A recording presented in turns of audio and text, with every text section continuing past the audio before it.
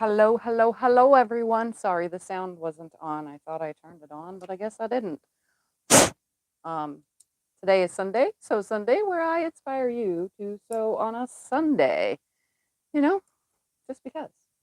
Anyway, today I'm going to be working on the same thing I've been working on the last 2 Sundays now. I don't do anything off camera with these because I don't really want to start another project other than my filming and stuff that I've been doing on the side, because I have so much going on.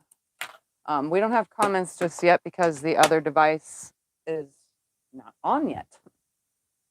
So anyway. Ooh, awesome. As soon as he's got it going completely after I thread my machine for today, because I was using black thread for a video on another project. Now I'm trying to use up the last of this Aurifil thread. But obviously, it's so small, it's hard to thread it. But I'm getting it. I'm getting it. I will prevail. Let's get this through the threader now. Maybe the threader will work for me today. Because sometimes it does and sometimes it doesn't. Just works when it wants to. Come on. There we go. Okay, I am threaded. Look at that. So, hello everybody joining.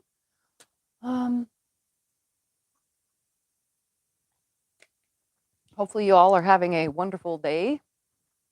Can you pass me that so I can read who's here? Nope, I'll be quick about it. All right.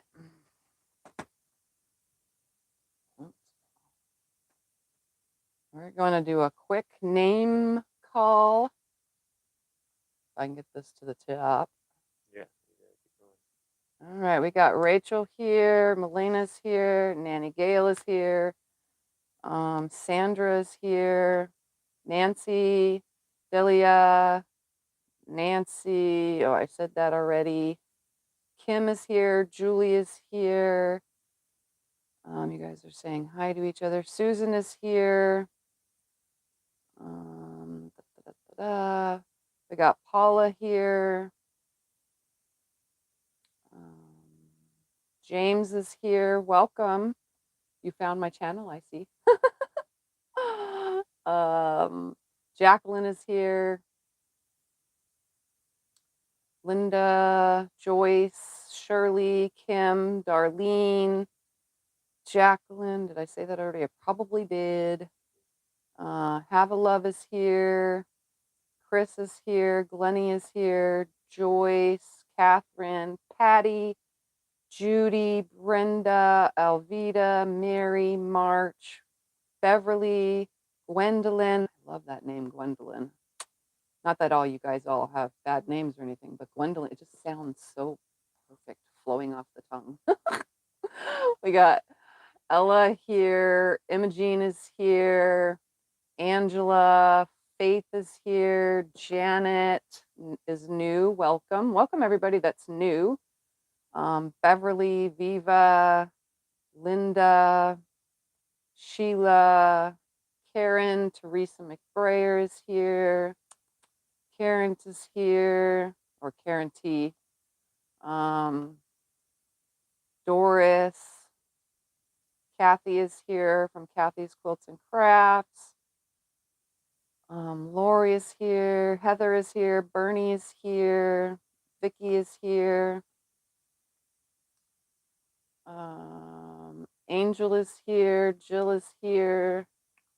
Pam and Linda, Brenda, Christy, Maxie Doodle, Sue, Tanya's here. Freezing rain, Virginia. Let's see. Paula Johnson is here. Cecilia is here. Jackie, who's still not figured out how to use the threader. It took me years. Just this, well, at the end of last year and early this year, I was finally able to get it, but usually the needle threader gets stuck in the down position. So I have to kind of give it a little tug up to get it to go, but it works best if you have a little bit of thread tail and the foot down. That's when it works the best, with your needle up properly. Like after you press the needle up button, that's the way it works the best. Let's see, Courtney is here, Scrunchions is here, Christy. Busting out some more 25 patch blocks, are ya? They're fun, aren't they? Catherine is here, Polly, the Quilting Marine. Hey, Mark and Yvonne. If you guys haven't checked out the Quilting Marine yet, he is amazing, and I just spent his longest live ever, a little over 2 hours on there with him today. Let's see. Where are we at? Cheryl is here. Sandy is here. Nancy, Mary, Diane is here. Gloria, Maggie, Christine, Shady Sue, Terry, Kim, Chris, Donna, Pat, let's see, Angela, Sheila, Linda, let's see, where are we at? We're at Maggie, Barb, Julie.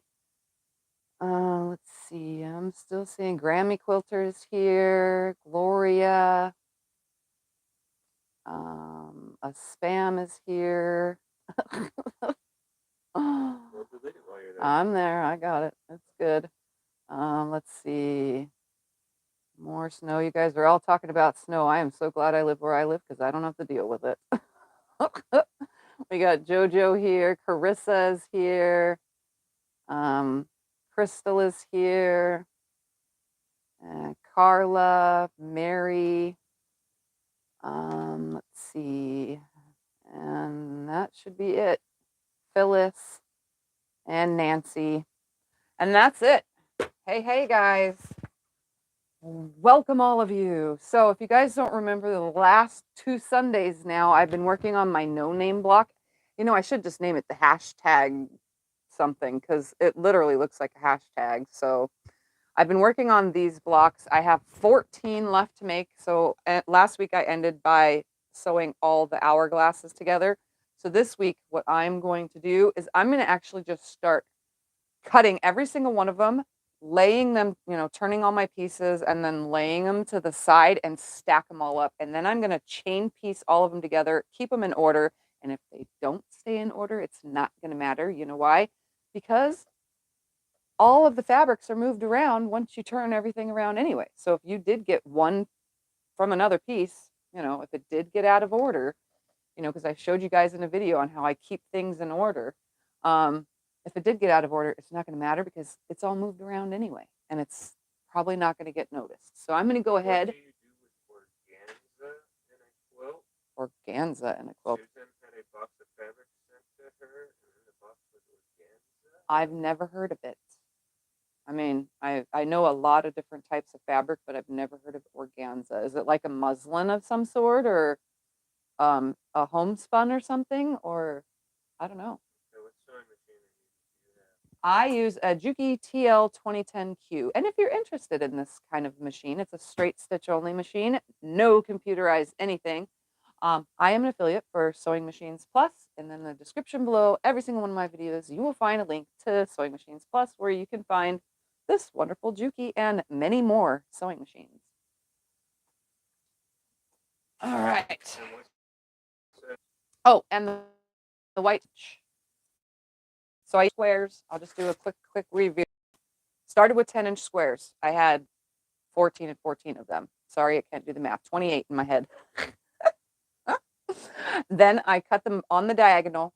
I stacked them all up in piles of 7, then put all 14 in a pile, left the top one alone. When I cut on the diagonals, I left the top pile alone, swapped the top 2 to the bottom of this one, my right, swapped 4 to the bottom and pulled the others to the top from the bottom one, and 6.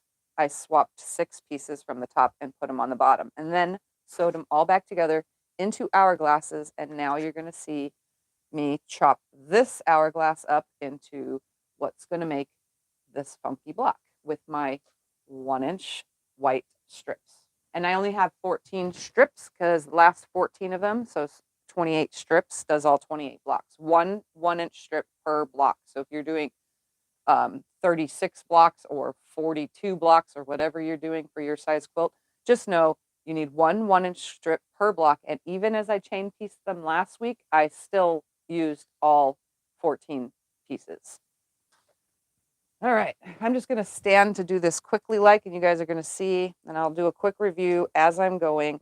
I'm lining up with the center of my X right here, with the center of my X, lining up my 2.5-inch line on my ruler, making sure the top is straight, making sure my 45-degree angle is straight across the block, and I am going to cut this like this. I'm going to turn the whole thing. I'm going to line that 2.5-inch up again, making sure everything is nice and straight. Cut it again, turn it, and I'm only cutting one block at a time, although I probably could stack them all up and cut them all at once. That would be smart if I could do that, but it might be too many seams to cut through with this stupid rotating.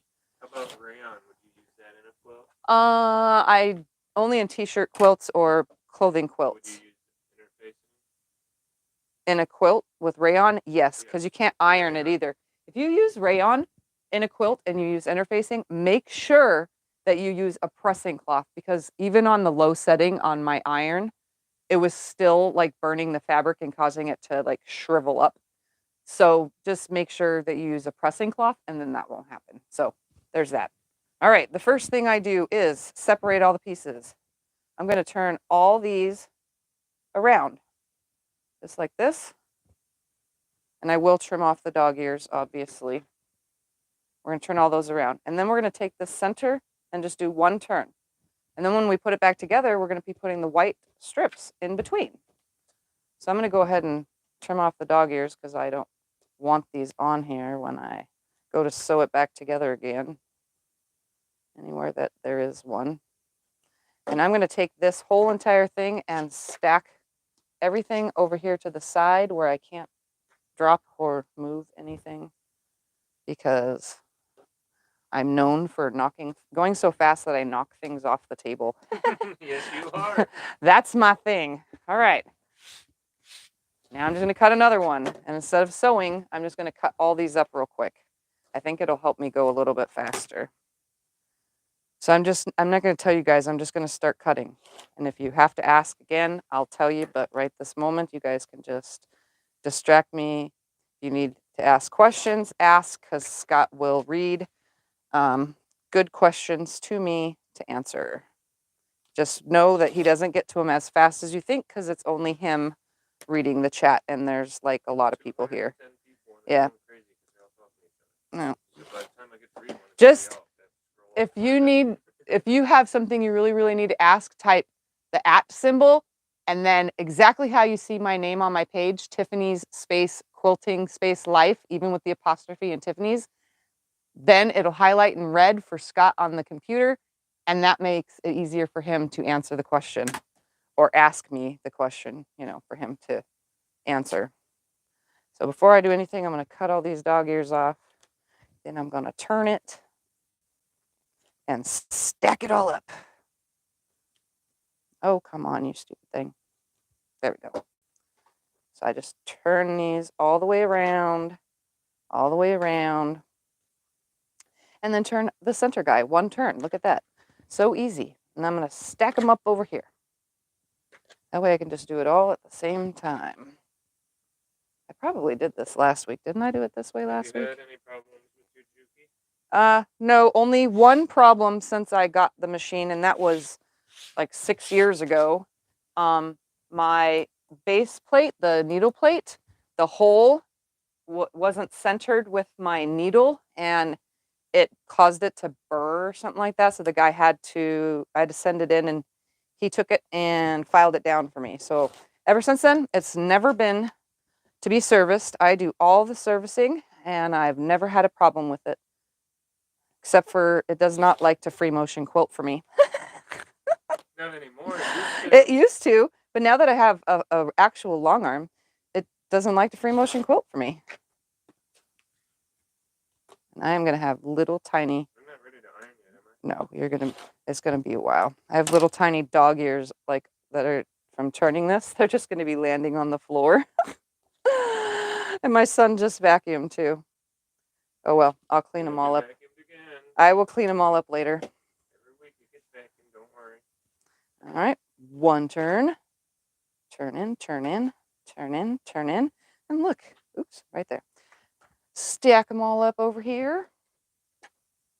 Just like this. Sorry for the sound of my nails on this. My nails are a little on the long side. So they hit that mat because this is kind of rough. It's a rough surface. Okay. So again, I'm just cutting them at 2.5 inches from the center out. And I use the center seam as my guideline. Susan says it's because your Juki got jealous. Yeah, probably. I mean, my other husband is a lot better, so for quilting at least. I mean, I prefer it over sit-down quilting any day. Stand-up quilting is easier for me. And yeah, it just is. What are you going to name this block? I have no idea. Maybe like hashtag pinwheel? Yeah, that sounds good. That's easy enough. Hashtag pinwheel, because it technically is a pinwheel, like spun around, and it looks like a hashtag. Oops, one way. All right, so I'm going to stack all these now out of the way.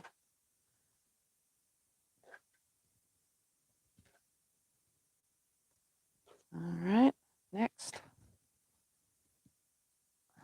Trying to get all these done.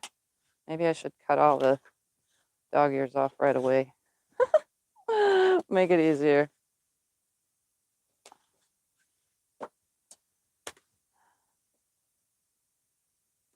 Holly says call it hashtag love. Oh, yeah, it could be that too. It's reds, blues, and off-whites, or like light browns or beige or whatever you want to call it. And it does have lots of hearts in the fabric. Yeah, hashtag love. I like it. I think that's it. There we go. A lot of love is going into making this thing.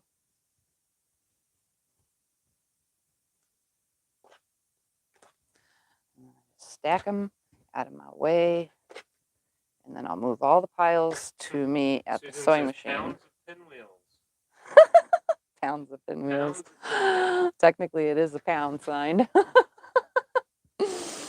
Everyone else calls it a hashtag nowadays. Darn all this new generation stuff. I grew up, it was the pound sign. If you were to use the phone, you'd press pound to enter an extension number at businesses when you called them. And then star was like for star 69 or star 67. Like star 69 was to see who called last or something, or call them back. And star 67 was to block a number or block your number from the person you're trying to call or something like that. You guys remember all that stuff? Oh, that was hard to remember all those back then. What days and times are you on? How do they know? I am always on, this is a guarantee, sick or not.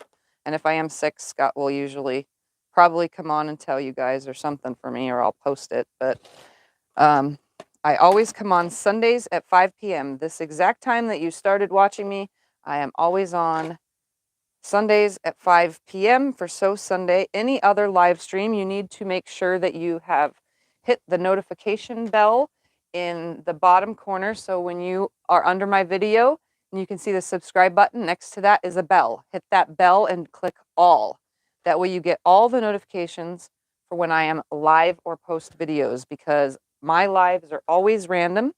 I post a video every single Wednesday, but I don't know if my new series after the 25 patch blocks is over, if that one is going to be on a Wednesday or not. We will see. I'm kind of used to uploading on Wednesdays, but just make sure you ring the bell and get all the notifications, and you won't miss a live. All right.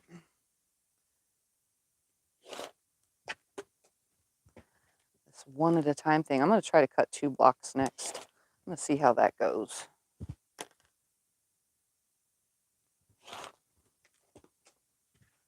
It might work. I mean, it's not like I could switch to a 60mm rotary cutter, you know, if it seems too thick trying to get the seams. All right. Stacking these up now. Marie says a 25 patch block should never be over. Yeah, well, after 90 different ways of making it, I'm kind of just pooped. I don't know if I can keep going. I mean, there's a couple more I could probably make, but let me get these on first. I think 90 is a lot of blocks. 25 patch blocks, that is. And 2 of them, the idea came from my mom, actually. So the rest of all the blocks are all me. Just being creative with 25 pieces of fabric. Well, technically more, but you know what I mean. All right, let's stack these exactly even. Let's fill those centers together. Oh, that's not going to work. They don't stack exactly even. Have you ever made the French twist pattern? French twist. Who's asking? James? French twist. French Shaper. twist. I actually. You mean these right here? The little twisters? I have the little one and the big one. I don't know if that's the one, but I have those. I haven't made them yet, but I have them now. Just haven't made them. I'm going to see if that's equal. Yeah, that's equal. All right. Let's make the cut. Can you direct Sandra to the video about dimensions of blocks for the fabric train quilt? I've seen the ones about finishing and quilting, but she can't find the block size. The fabric train was, oh, I got to remember the name of that video. It was like a random scrap video, I think, of some sort. I'm able to cut 2 at a time, guys, but I don't think I want to try to stack 3 at a time. Not with this many seams. Or she just types in the fabric train. Yeah, if you type in the fabric train to the search and type Tiffany's Quilting Life after, it should bring up anything that has the fabric train even written into the description and everything.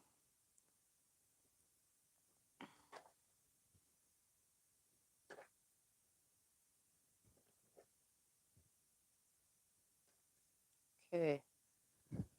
A few more to go. March said maybe he means the French braid instead of that French twist. I've done a French braid. I've done a few in the beginning. They're really horrible, sloppy videos, but I have done them. And then my recent table runner is pretty much like a braid.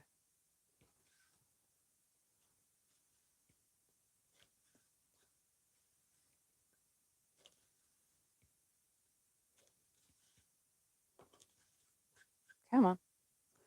Trying to cut all these off first. I know you guys can't see my face, but you could at least hear me. And probably all my breathing too, because this thing is high on my neck. Would you put sashing between the 25 patch blocks? That's what I'm going to be doing, yes. We will be doing, as soon as I get to it, it should be the end of March or early April when it ends. I will be showing you guys how I'm putting the whole entire 25 patch block quilt together. There'll probably be even a review video on all the blocks to make sure everybody that is following along or just barely started the follow along, I'll have every single block. Because I know in my earlier videos, I'm not sure if I did any without naming it that video or something, but I'm pretty sure they're all there. That's why just recently there was a video that I uploaded that had 3 25 patch blocks in it. That is because in the beginning I was doing like 4 in a video. So, yeah. Or 3 in a video or something like that, and I was off a block, so I had to even it out. because, you know, with OCD, it really bothered me that I had an unequal amount of blocks. And I was doing I've been doing 2 a week. So.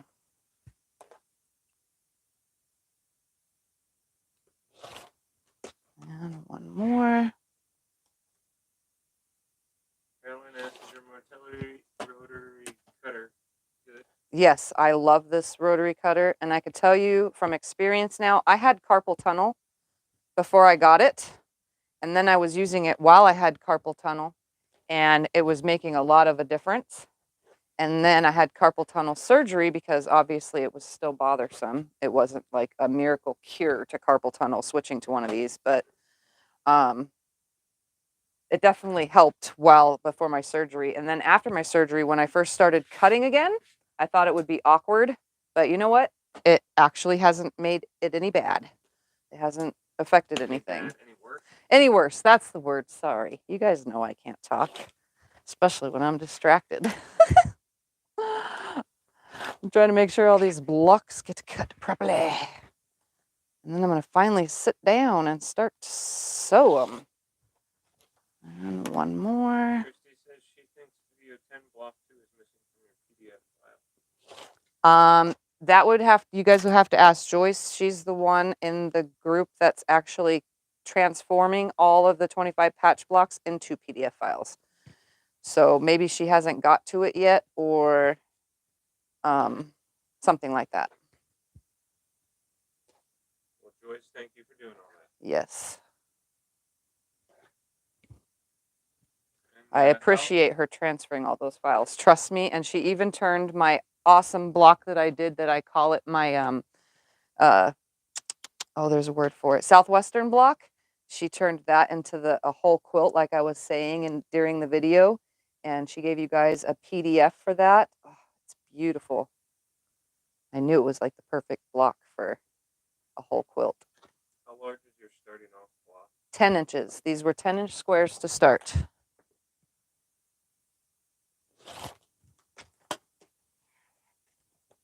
And then when you sew them together, they become 9.5 inches.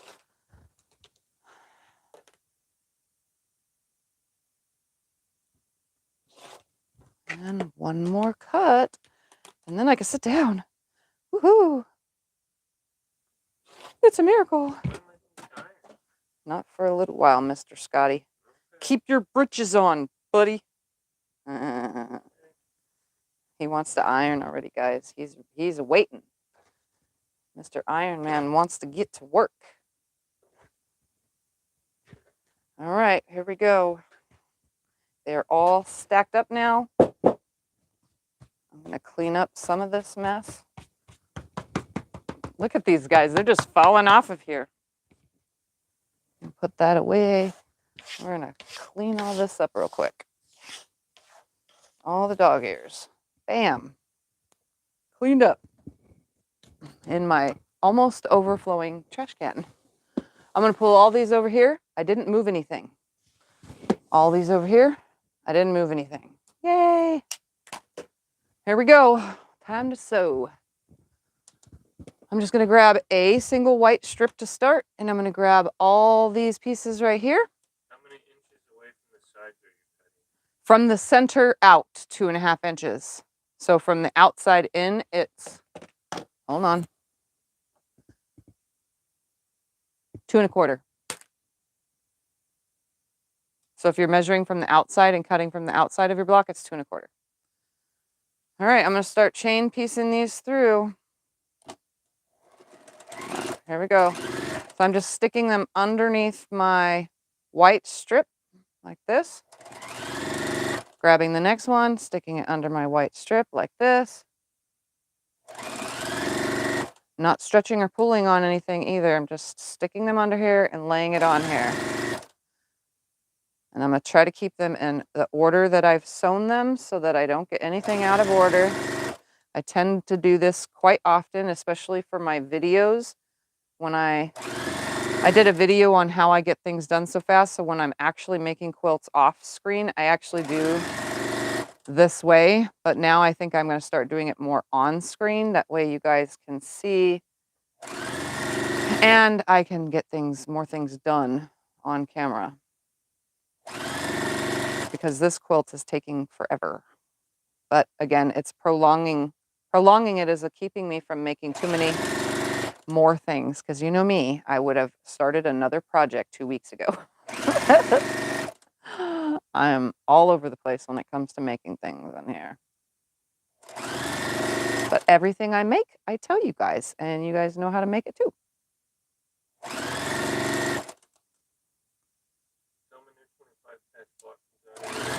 Yeah, a new 25 patch block comes out every single Wednesday at 7 a.m. my time. 7 a.m. my time. All right, I'm going to flip this whole thing over like this. And I'm going to... Yep, there's new ones. And then the older ones are still good because I'm making a whole entire series anyway to make a whole entire quilt. So a lot of people are going back to the old ones and rewatching them so that they can make it too. So I'm just keeping these in order as I snip them apart with my scissors.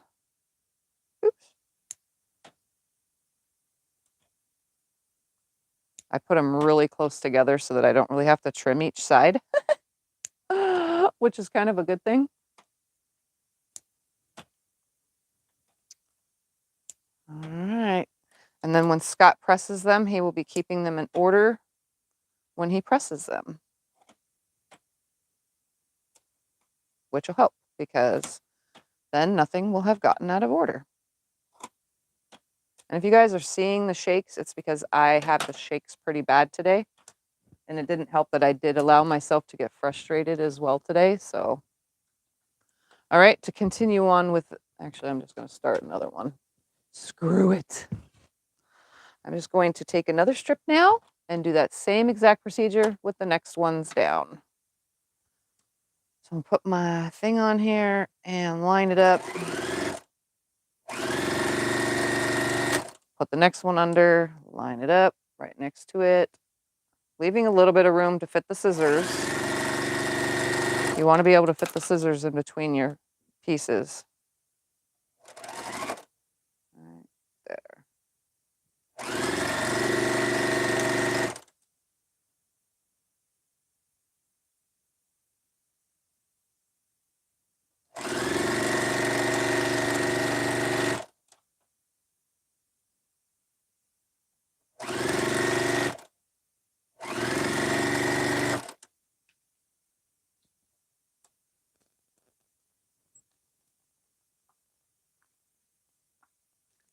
Any questions, Mr. Scotty?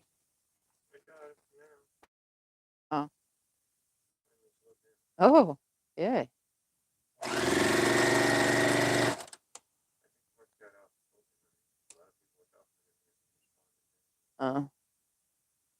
They probably eating dinner because they said they were going to eat dinner and just watching.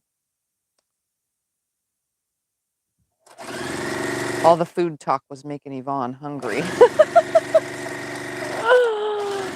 I'm gonna sew off that. I'm gonna grab this.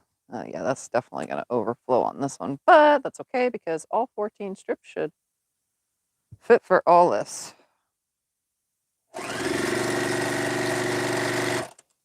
I'll just have to start another strip, that's all. That's definitely not gonna fit. Let's grab another one.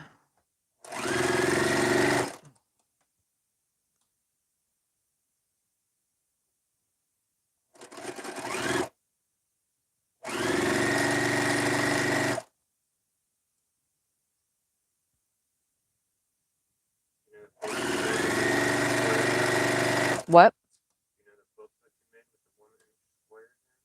Which one? The one that's hanging on my wall?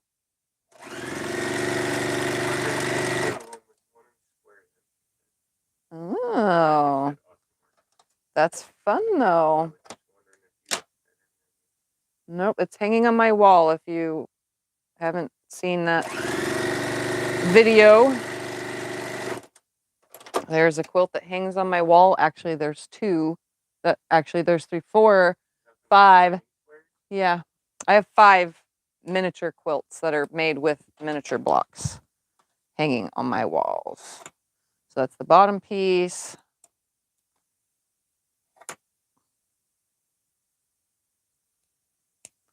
And that's the next. These ones I didn't put as close.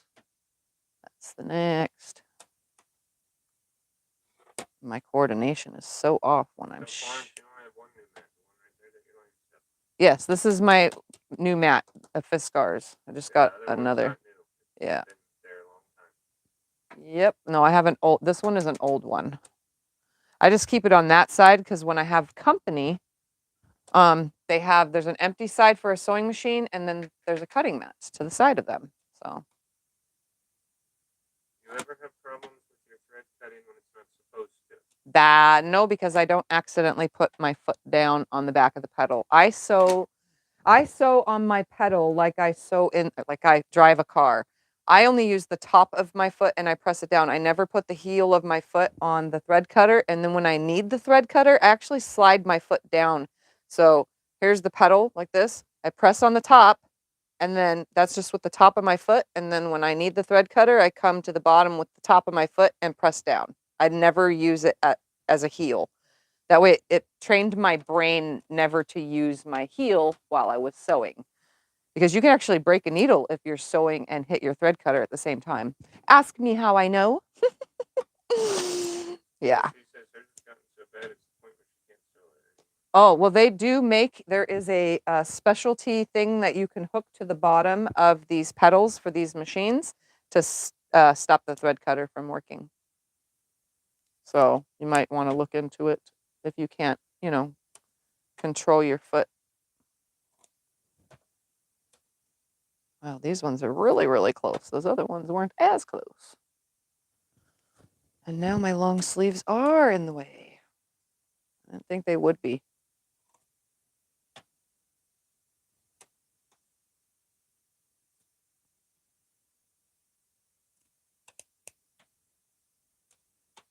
I don't know why I bother playing with scissors when I have the shakes. You want me to cut? No, it's fine. Cut and you can sew. No, I'm good. All right. We can sit the computer up there and read the chat together. I'm good. All right, next set. Grab another strip. I'm going to do that same exact procedure. I'm going to put these ones on the bottom, strip on the top, and sew them through. Now I actually there is one thing I've done a bazillion times while sewing, and that's hit my knee lift. I've hit that with my knee while sewing, especially when I'm having nerve problems because my legs kind of just like do their own little spasming thing. Ask Scott, he'll tell you they just kind of like restless leg syndrome, but at resting, like because I'm just sitting here. And I try to prevent that by keeping my feet firmly on the ground, but I can't always do that because I'm short and my feet still don't touch the ground fully in this chair. But I have, because of the leg shaking, I've hit my knee lift while sewing and I've broken so many needles that way. So make sure if you use your knee lift or if you're just getting one of these kind of machines that has a knee lift, if you don't think you're going to use it, don't. If you have medical conditions like me and you have issues, make sure that you learn to sit with your one knee to the side.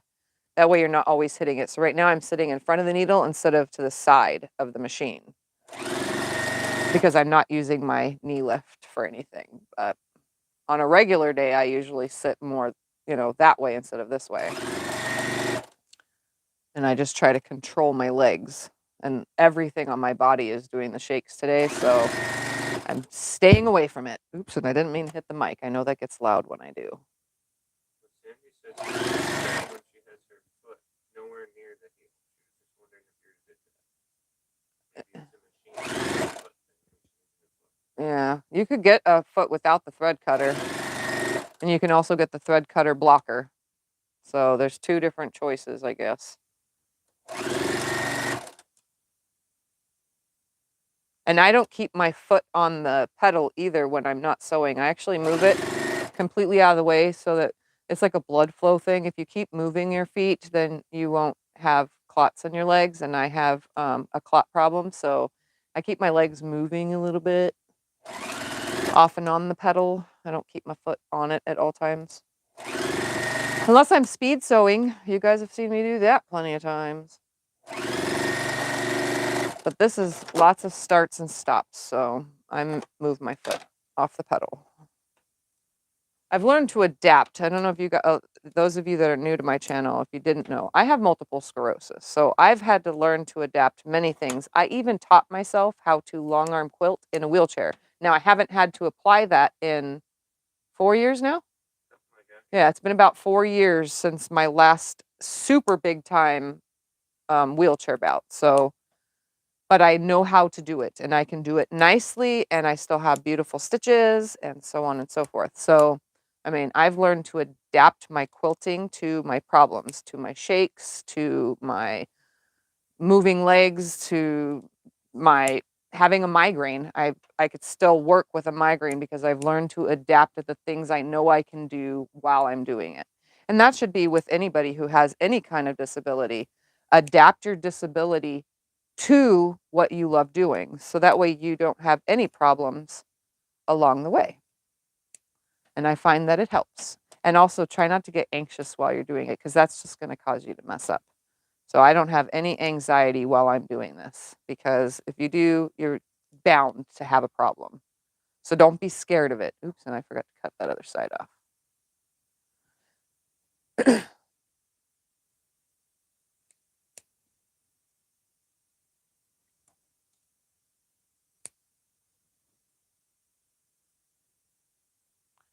All right, so this whole side is now done and Scott can start taking these to the iron and pressing them by keeping them in order for me.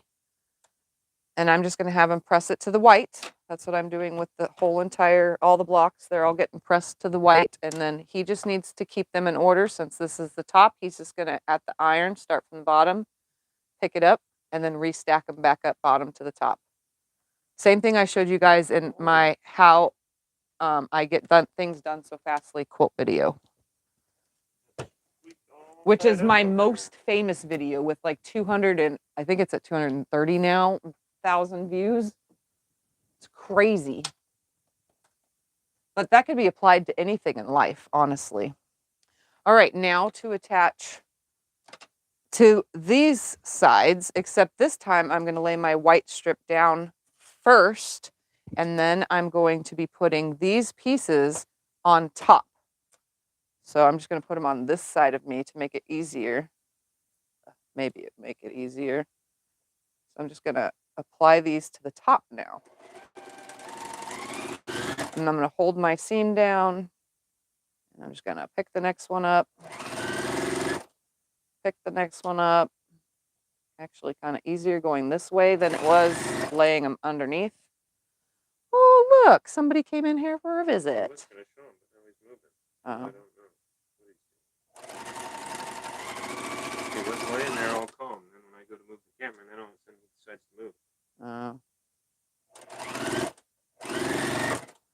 We'll just make it easy.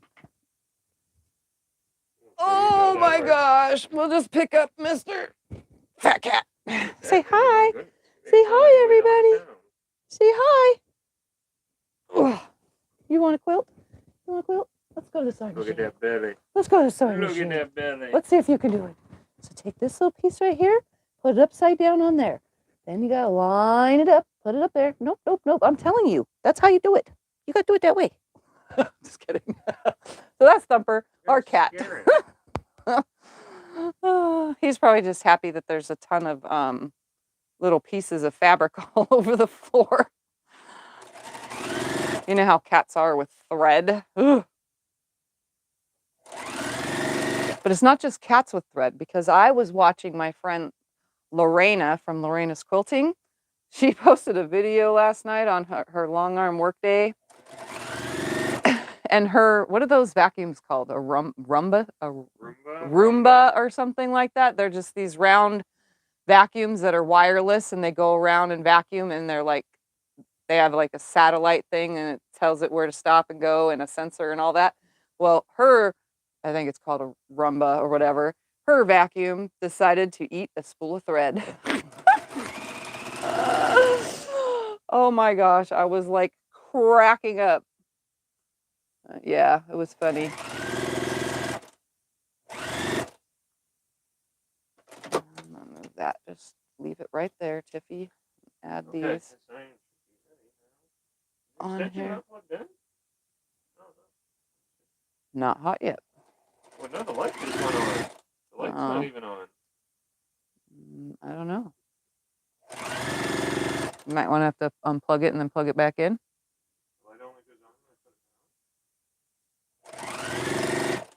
on. And one more. Squeak finally dying. Squeak might be finally taking a nap. You guys don't know, Squeak is the iron that Scott prefers to use. We named him Squeak because he actually squeaks. And we try not to forcefully squeak him because I found out a lot of my fans have pets and their pets don't like squeak when I'm on film. But now that I have a wireless microphone now connected to me, it's not as loud unless I'm the one squeaking squeak. I've cleaned Squeak so many times, but for some strange reason, he has something caught in one of his holes or something. I don't know. He turns off his cord straight. His cord has to be down. Oh, that's not a good thing. That's not a good thing at all. Yep. Squeak's on his last leg. Then you only hit 10 of their irons. Yeah, well, Scott doesn't like using my heavy iron, my favorite iron. You can use the Panasonic, the cordless. That one's even lighter than Squeak. You want to use that one instead? Its plug is right there. I'm good. Keep them in order, please. I'm good. Running. Going towards the white, right? Yep. And I'm slowly snipping these apart. Sometimes when I have the shakes, my eyeballs shake too. That's the weirdest thing. Does anybody else out there with MS have eyeball shakes as well as regular shakes? Or anybody like, does anybody have like Parkinson's or something? Because I'm going to assume that that's what it would be like. Chat? Yep, I could see the chat. I would never have a Roomba because it won't stop when it comes across a fresh hairball. Ugh. Yeah, ugh. That would make a mess.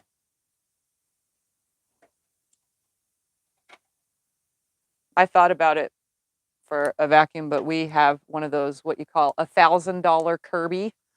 So there's no need to buy another, well, I don't know how much those are, but I've seen them as high as like $600 on like Amazon for those cordless vacuums.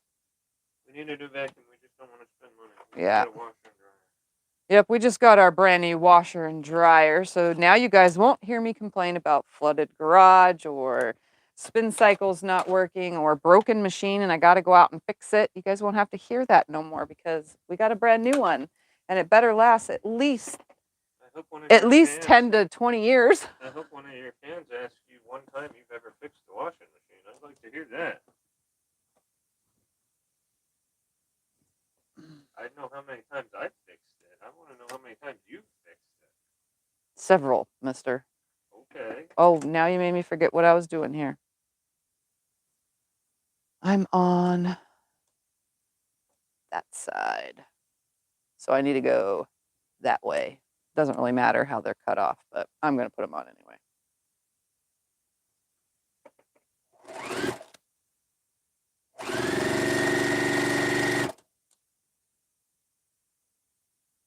Had a Kirby my parents bought in the 80s. It died a tragic death 3 years ago when our house flooded. Oh, they are good vacuums though. I mean, gotta admit, just nowadays they don't last as long as they did when they were made in the 60s, 70s, and 80s. Because ours doesn't, and certain ones of the feet that you attach and stuff, it doesn't suck like it would with just the straight on hose. And I have yet to use the shampooer. I have the shampooer and all the stuff for it. Never used it.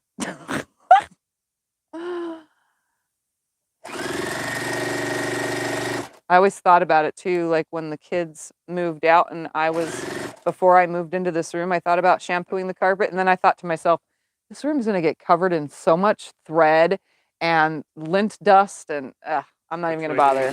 White out? White in. White in? Yep.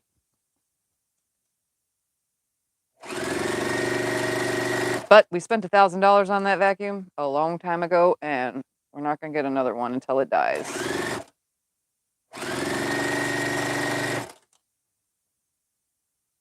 Mentioned that you only been quilting for a few years. What is your occupation before you started your channel, or is this channel just a part-time gig? So okay, I've been quilting for 6 years, and before I started quilting, I was a full-time daycare provider.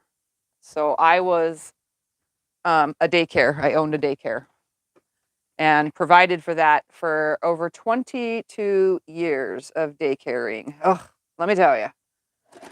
And got tired of kids. Plus I had my own, But anytime I ever worked like a real outside the job, I was either a driver or a driver. I always had driving jobs because I really can't do much. I've been physically disabled since I was 20 years old, so.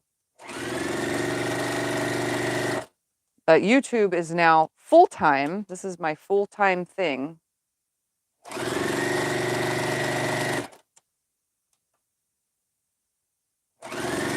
it doesn't make any money off it. Nope. And YouTube does not pay what you guys think. I know some people think that YouTubers make a lot of money. That's if you have like 1 million subscribers.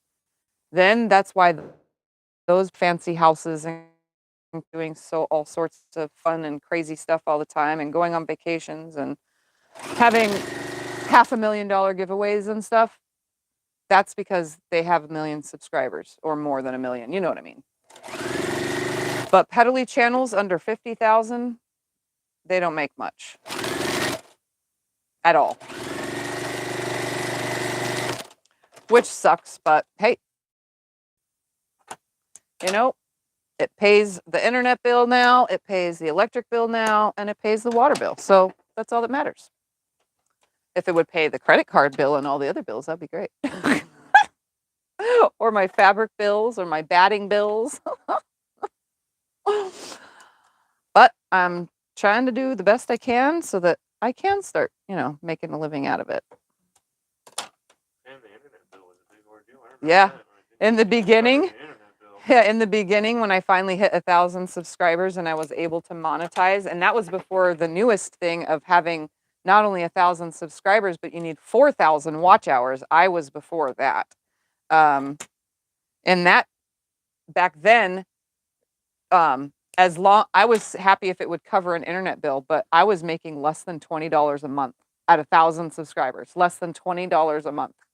So it was like, somebody that has a full-time job, keep your full-time job because YouTube ain't worth it.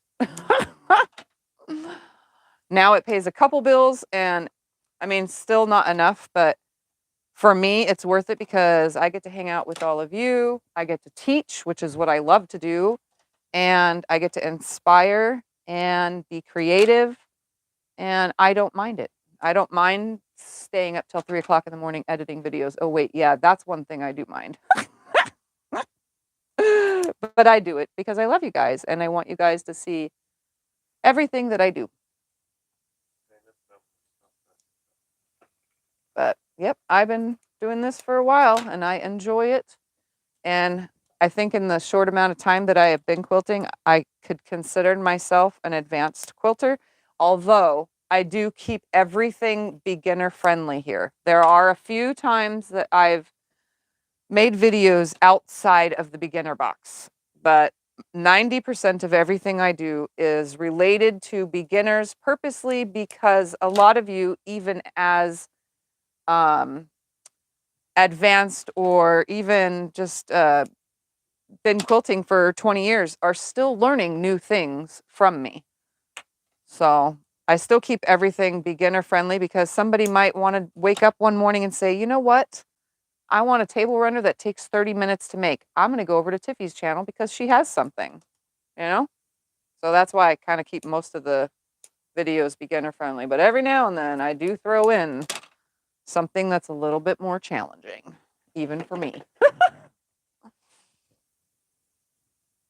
All right, one more of these, and then I'll get those done. And then we get to add the center, you know, put the threes together and then add the centers. Having Thumper on my lap for that 2 seconds while I was trying to figure it out messed me up because I could have been sewing everything this way the whole time, which would have been so much easier doing them all this way on the first. Don't blame Thumb. Oops, that one really separated. Don't blame Thumb. I know. It's my fault. Mr. Fluffbutt.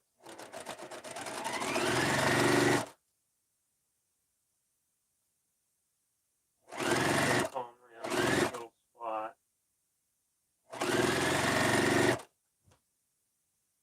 I got a nice, loving cat. He does not mess with me while I'm working, which is good. I've seen some of you guys post pictures where your cats are like up in the throat space of your machines. I'm like, how are you sewing? How are the cats not trying to get to the foot pedal? I mean, to the needle going up and down. Or is it just soothing for them to sit up here for the vibrations or something? But mine don't. I would probably be never sewing if he did. Because I would fear over the fact that I have ran my own fingers over, I would fear that I would be probably going to run him over too. Which would make sewing no fun.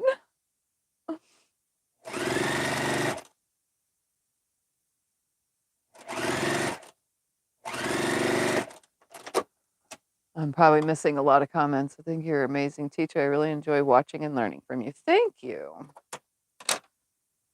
I try to be. Yeah, if I'm missing anything, I can't scroll right now because it's a little too far from me and I'm really trying to go. So again, if you need my attention, just type the @ symbol, Tiffany's Quilting Life, just the way my channel is spelled and with capitals and everything and the apostrophe and the spaces, and it'll highlight in red for me to see. And that way I will actually see your question instead of just skimming over stuff. Julie just did that. Need a quick gift for your table runner. Came out perfect time. Yes, I saw that. You did post it, right? Yeah, that's the one I saw. I saw that a lot of you are making the table runner that I just did. I made another one, but I'm not going to show you yet. I have to watch the video. You'll have to watch for the video.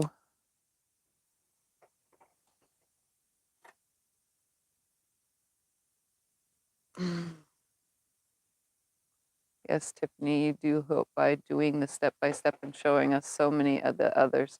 Just talk it, then show afterwards. Yeah, I try to make sure I don't skip a step purposely because when I was a beginner, I watched so many online tutorials, like so many. I was always watching videos when I was learning. And I watched so many, but I noticed before, I mean, I did a couple YouTube videos of my own, but I noticed all these people were making a block and then, oh, this is how it's done. And they go so quickly through it. And then, bam, the quilt is finished. I'm like, but how did they put that piece there? Or like on point quilts. Mind blown when I first learned an on point quilt. I was wondering how they did it, you know? And then I was watching videos and nobody showed the whole entire thing. So I was like, well, if I'm going to do an on point thing, I'm going to show the whole entire thing, which I did. You know, how to lay it out, how to pick the pieces up, how to sew them without having to lay it back out again. You know, I've done all that. I just try to make sure that I don't skip a step because I wouldn't have wanted to miss a step when I started. You know what I mean? So I know a lot of you beginners definitely appreciate the fact that all my videos are start to finish. What does it say? Oh, look at they're highlighting now. Why do you press to the white instead of to the darker side? Oh, okay. Good question. I will show you why. While he's pressing. Okay, so here's the block. And it's not perfectly pressed because Scott pressed these, but Stop. What do you mean they it's are not perfect? 1-inch strips. So if you could see on the back, since they are 1 inch and they're all pressed in towards the 1-inch strip, you actually don't see the fabric behind it because there's no emptiness. So it takes up behind it. Now, there are pieces on here that are pressed out, but that's because he wasn't pressing every single one of them in.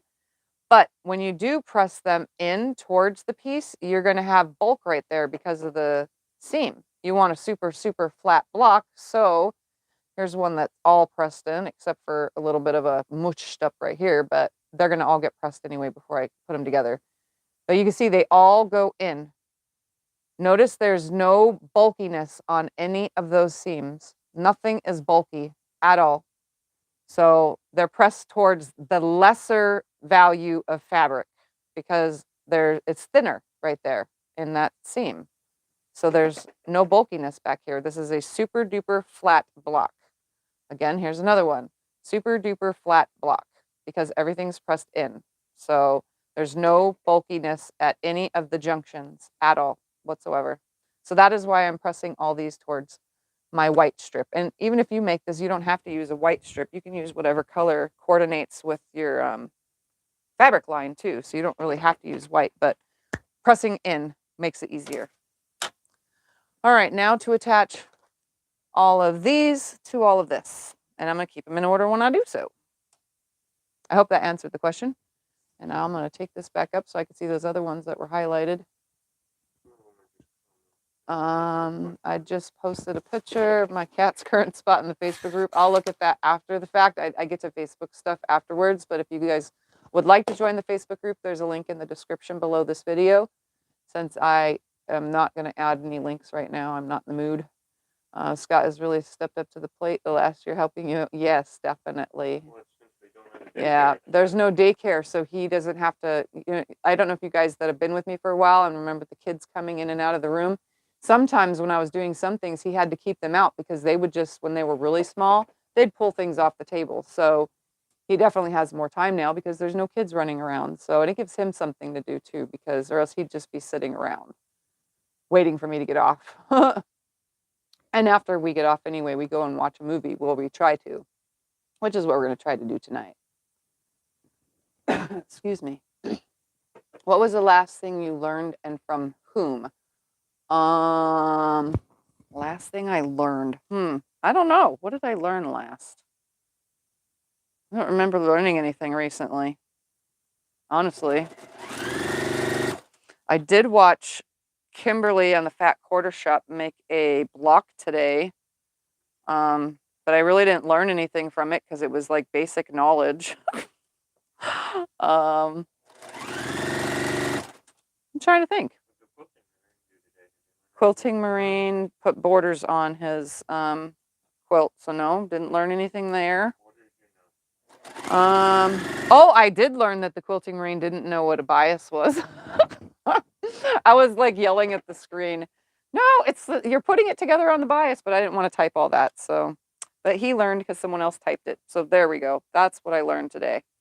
That somebody else did not know. But he's a beginner too, and he doesn't know all the terminology for everything either. But I do know he knew what side was the straight grain and which side was the stretchy bias. We don't make fun of him. Not making fun. Just saying. I don't think he knew, but now he knows what it is. So that's what I learned. He's a good old boy. Showing us all your tutorials, giving the best things, showing all you do. Awesome. Just got the most frustrating pattern. It gives the width of the strips to cut, but not the subcuts. What? That's a poorly written pattern then, Susan. Daycare is an honorable career. I so enjoy your channel and I appreciate your expertise. You're an excellent teacher, user-friendly technique. P.S. I'm a special ed teacher. See, that's what my daughter is. My daughter does special ed teaching, Maxine. That's her favorite thing. She wants to be a psychologist. So now that she's out of high school, she's going to do that. But I was in daycare for a very long time. It's working on a scrap quilt top from scrap using your pattern of the star blocks. How did you do the doves when you quilted the top? Is it freestyle? You're amazing. I drew them on a piece of paper, and then I think I showed it in the video. I drew the doves on a piece of paper, and then I used the laser on the back of my machine and my rear handlebars, and I positioned it where I wanted it on each and every individual block each time. So I quilted around for a little while, and then after all the quilting, I went and did each individual dove all on its own. So I highly suggest go to a coloring book or an internet picture or something of a single line drawing. It's really, really hard for it to be a not single line drawing, because if it's like an outline to something, you need to figure out a way in and a way out. So find your most favorite single line drawing. If it's on a computer and you have a bigger computer screen, take that piece of paper, enlarge the picture that you found online of the single line drawing, trace it out on, tape your paper to the screen with some paper tape. It does not ruin your screen. Take a pencil, a nice sharpened pencil, and lightly draw and trace around that picture.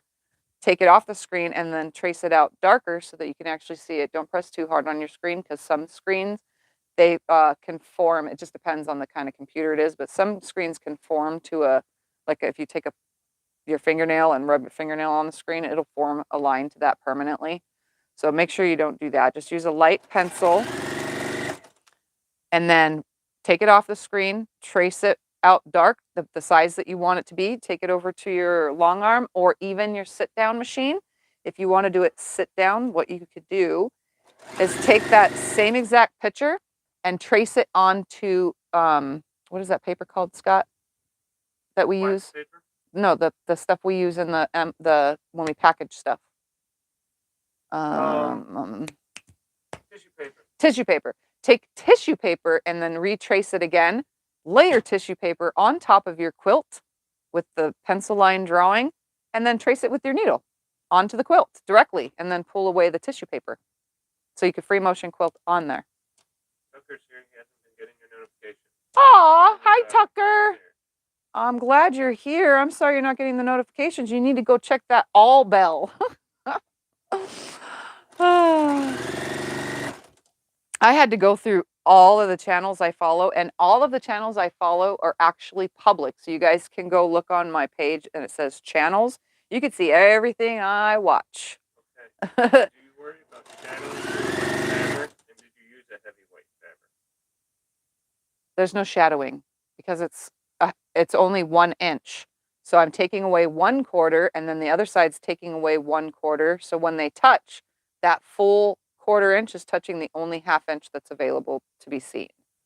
So no, and it's not very see-through. I mean, if I hold it up to the light, like any fabric, I could see through all of it. But no, on its own, it's not very see-through. So, and it's not that it's thicker or anything either. It's just not very see-through.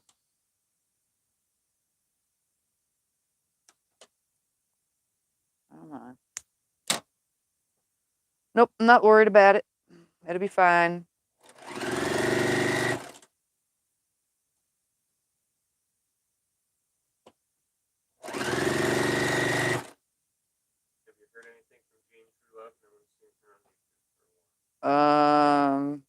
I think the last post was like 2 weeks ago, so I haven't seen anything fresh.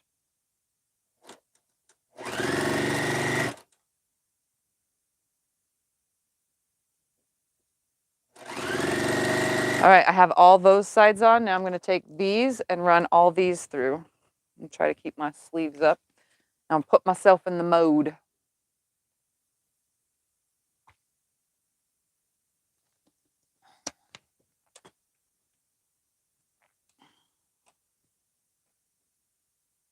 So much fun just sitting here, not like doing anything super spectacular, but it's definitely fun to do this kind of stuff, you know? Scott wondered when I first started quilting, he's like, you really want to take fabric, chop it all up, and then sew it back together again? Like, why do you want to do that, you know? And then he started seeing my finished projects, and he was like, now I know why you do that. Oh, they're amazing. Did you say you sewed the butterfly paper through out the thread? No. No. Did you say you sewed the butterfly paper without the thread? No. When you go to quilt it, if you're free motion quilting on a sit-down machine, take that drawing that's on tissue paper, lay it on here with it, and free motion quilt around that drawn paper with your needle and your thread, because you need the thread in there to help pull away, you know, or else all you're doing is perforating it. You need perforation and the thread so that something holds it down as you're pulling away your tissue paper. Paula said she tried the machine binding method today. It was a little rough, but she's gonna try again. Oh,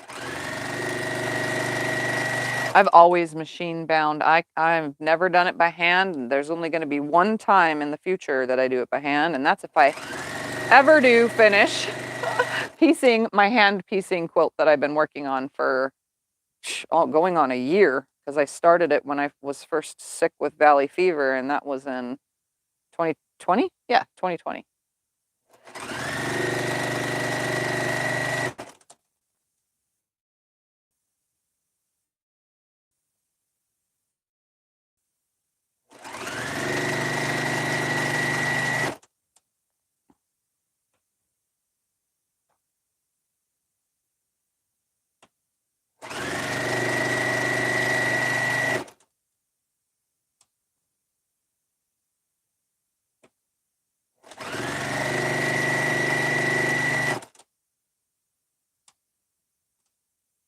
See how I just get on a roll and I don't think about anything and I just keep going.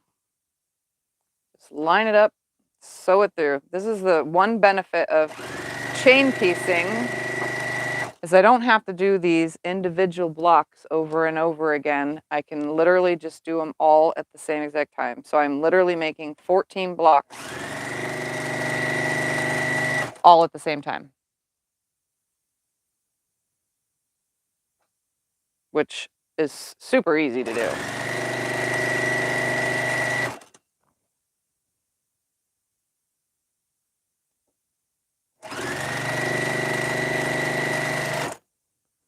Feels like I'm going to be out of bobbin soon.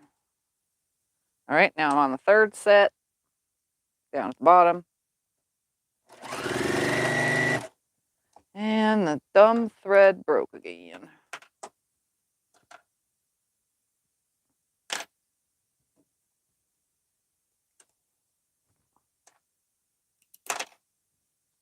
I just think this thread, honestly, I don't know if you guys have heard my drama with this Aurifil thread recently.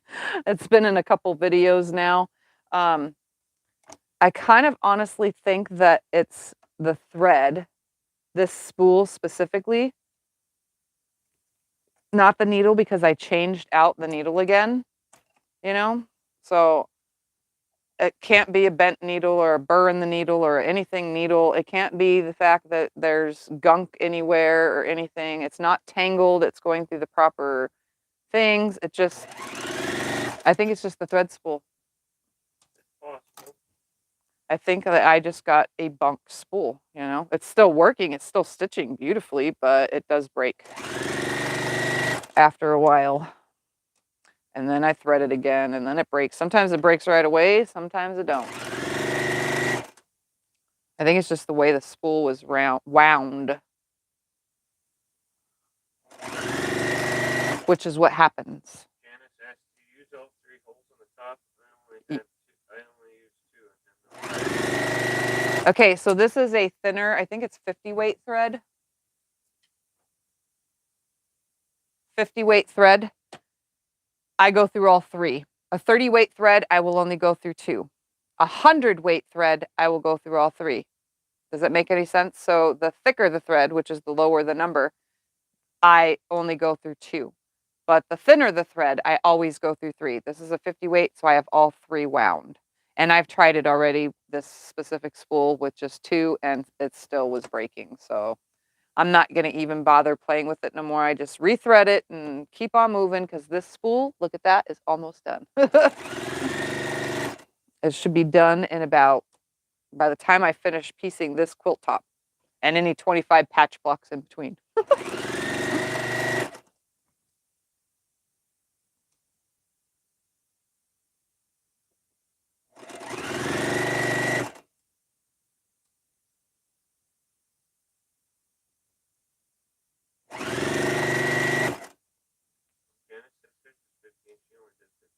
That's on you. Maybe you want to try it. I'll try it next time it breaks.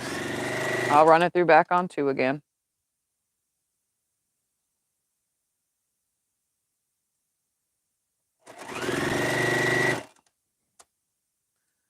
I did not put a full bobbin in here, and it's still going. I am so surprised. I wound an extra one, though.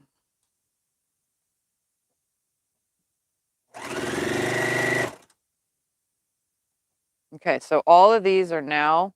What's the rat movie, the thread business?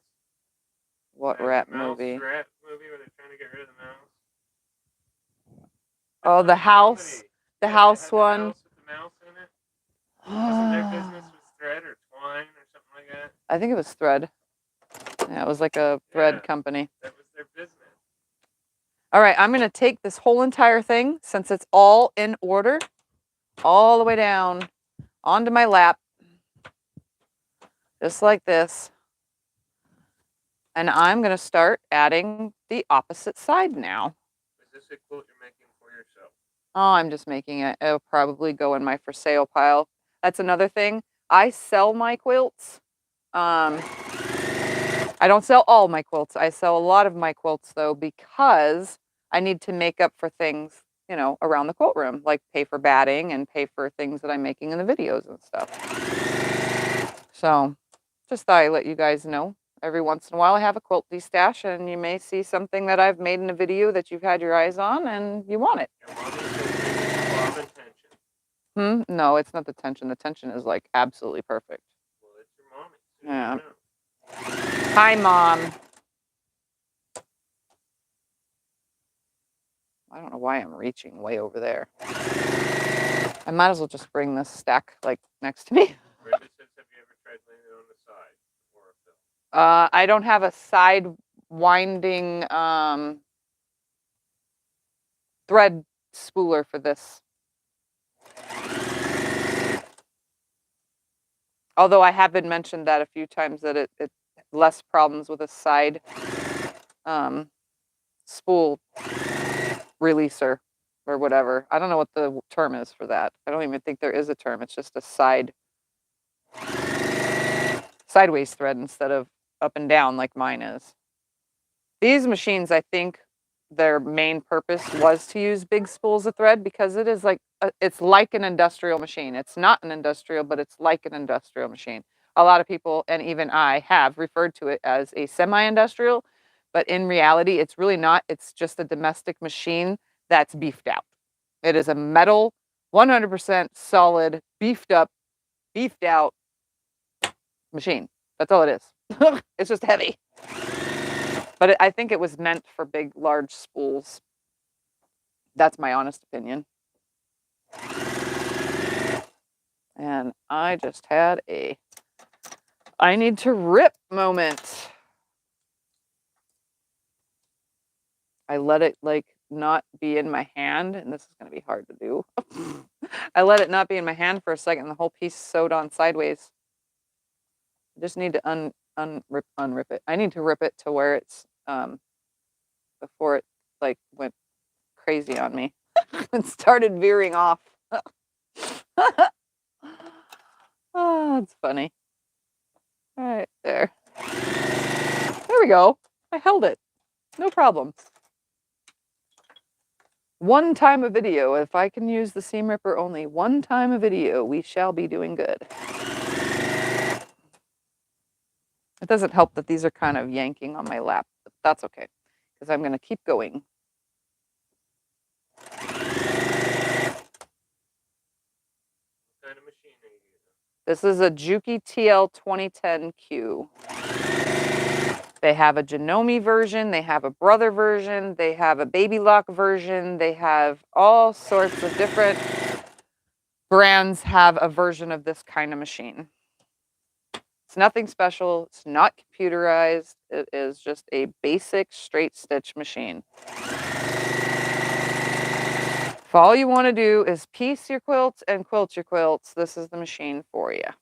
If you need all sorts of fancy decorative stitches because you're going to be doing lots of applique and lots of stuff like that, then you need you know, whatever kind of machine. But if you're like me and only need the basic necessity machine, this is it.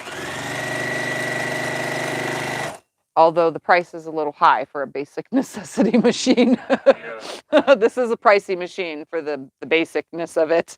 But it's worth it because, like I said earlier in the video, I've only had this serviced one time. And that was because it was a manufacturer boo-boo with my base plate. And it had to be filed down. So other than that, it's been self-taking care of this whole time. Never had a problem.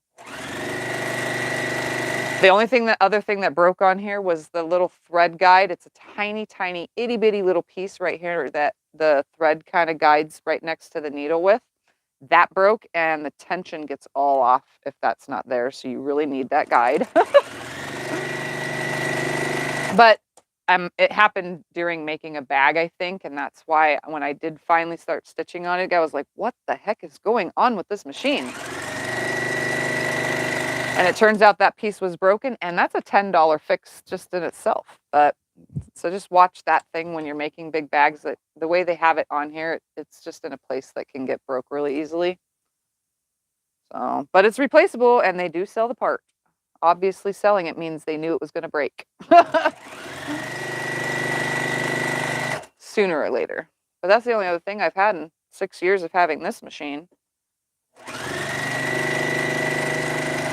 I've had more brother machines break since I've owned this machine. I've had another SQ9285 that broke before this one, and we sent it back. And then I had two what were they? PRW 1100s. I had two of those before these, and they all broke as well. I have a broken one sitting in the garage still that I thought I could fix on my own, but yeah. I've also had two Kenmores, two older brothers, and what was that other machine that I had? Was it a FAF or something? I didn't like it. It was heavy duty, metal, bulky, and it was even slower. I don't know. I think it had a mechanical issue or something wrong with it, but it was the slowest machine ever. I got rid of that right away. It was just a thrift store find, but it was a bye-bye thrift store find quick. Well, I used to buy you all. I didn't want to spend money on an expensive one. Yeah. Yep, I went through a lot of machines when I first started. Especially when I first started doing YouTube too. And then when I finally took this off of because I got this specifically for a frame within my first year of quilting, I decided to take this off the frame and started using it for my YouTube videos. And let me tell you the difference in how fast I got my videos done as opposed to sewing slower on the other machine. I was able to get more done in a live stream on this than any other machine so far that I've ever owned.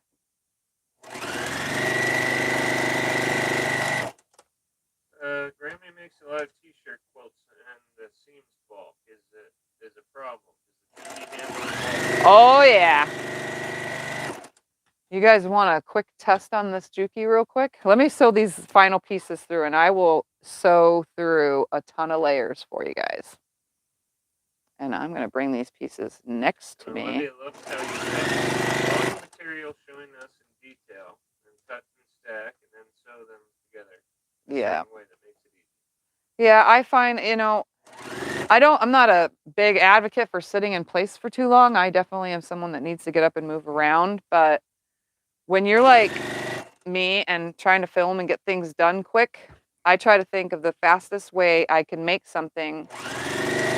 And this is the best way. Sitting like this, chain piecing everything through, pre-cutting everything, and just continually sew.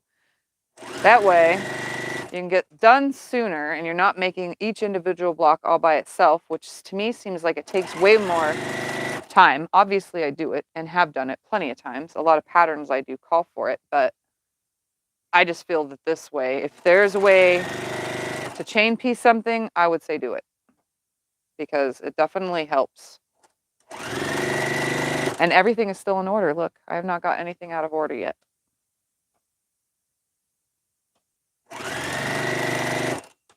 All right.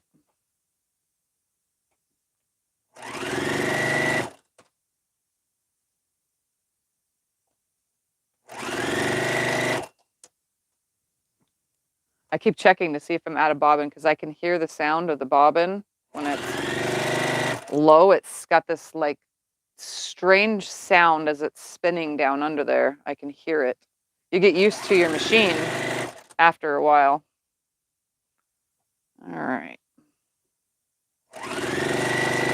And one more, and then I will snip all these apart and give you guys a, let's see how many layers we can sew demonstration.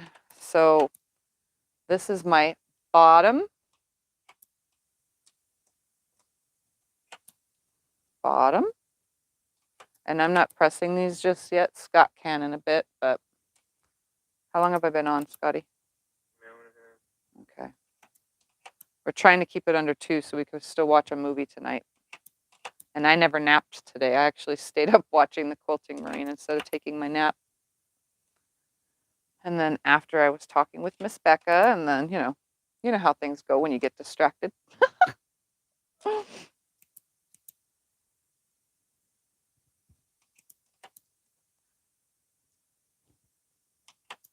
you ready for me to iron some more? Is that what you're saying? Not yet. You don't have to just yet. We're going to just snip all these apart real quick. Because I got to sew now I'm just going to sew a white piece on both sides of these. And then attach the top and bottom to it. And that means all of my 14 blocks will be done.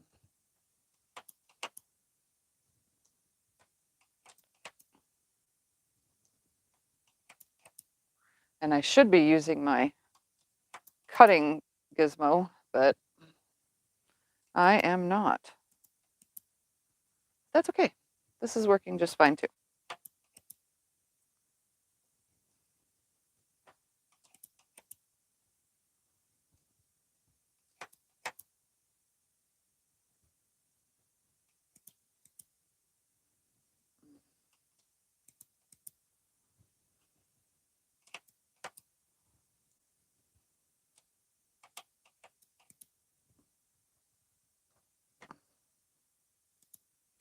Oh, that thumper is a meowing.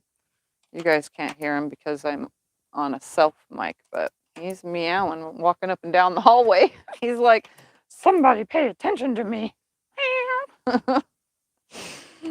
He was doing that last night too. He was walking up and down the hallway, and then he'd come into my room, but he wouldn't want to stay in my room. As soon as I closed my door, he'd open the door back up and run out of my room and just start meowing.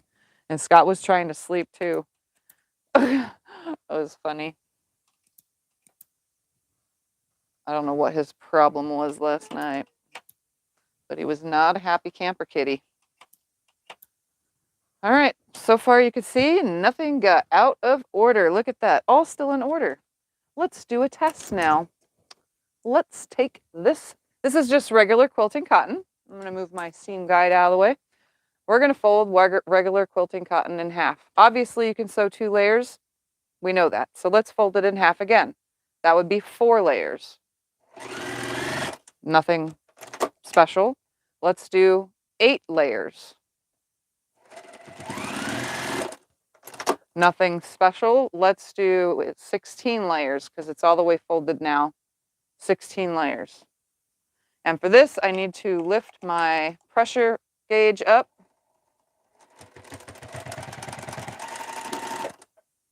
You guys see that? It's sewed beautifully through all 16 of those layers of just regular quilting cotton. Am I ready to iron? Yes. Oh, okay. Keep them in order again. You're right where I stopped. This is my first time to your channel. I'm really enjoying myself. You are a great teacher. Oh, okay. Sorry. I'm going to grab flannel now. Just a scrap piece of flannel and show you guys. I'm out of the screen for a second. Just for a second. So I can grab some flannel out of my flannel bin. Just to show you. All right. Here's some flannel. I'm just going to cut a piece off of here real quick. Nothing special. Just going to cut me a nice big piece. And we'll throw that back over there for a second. All right. We already know that it'll sew two flannel because any machine can sew 2 layers of flannel. But we're going to do it anyway. Here's 2. We're going to fold it in half. That makes 4. We're going to fold it in half. That makes 8. I'm trying to sew at the edge.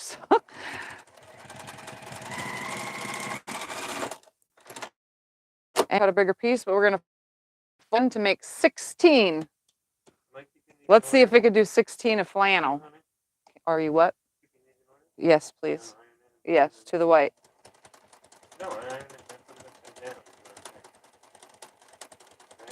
I'm going slow because I don't want to break a needle. And there is beautifully stitched 16 layers of flannel. Should I go on? This machine is amazing. It'll sew through anything. I've sewn through 8 layers of vinyl before, and not just any vinyl, marine vinyl. That's pretty thick. What else? Batting, and like when I do bags and stuff, here's a scrap piece. Here's batting and a piece of like scrap piece of batting. We're gonna fold this batting in half. So that's 2 layers of batting and 2 layers of a batik actually is what this fabric is. And we're gonna fold that in half again. So that's 4 layers of batik and 4 layers of batting.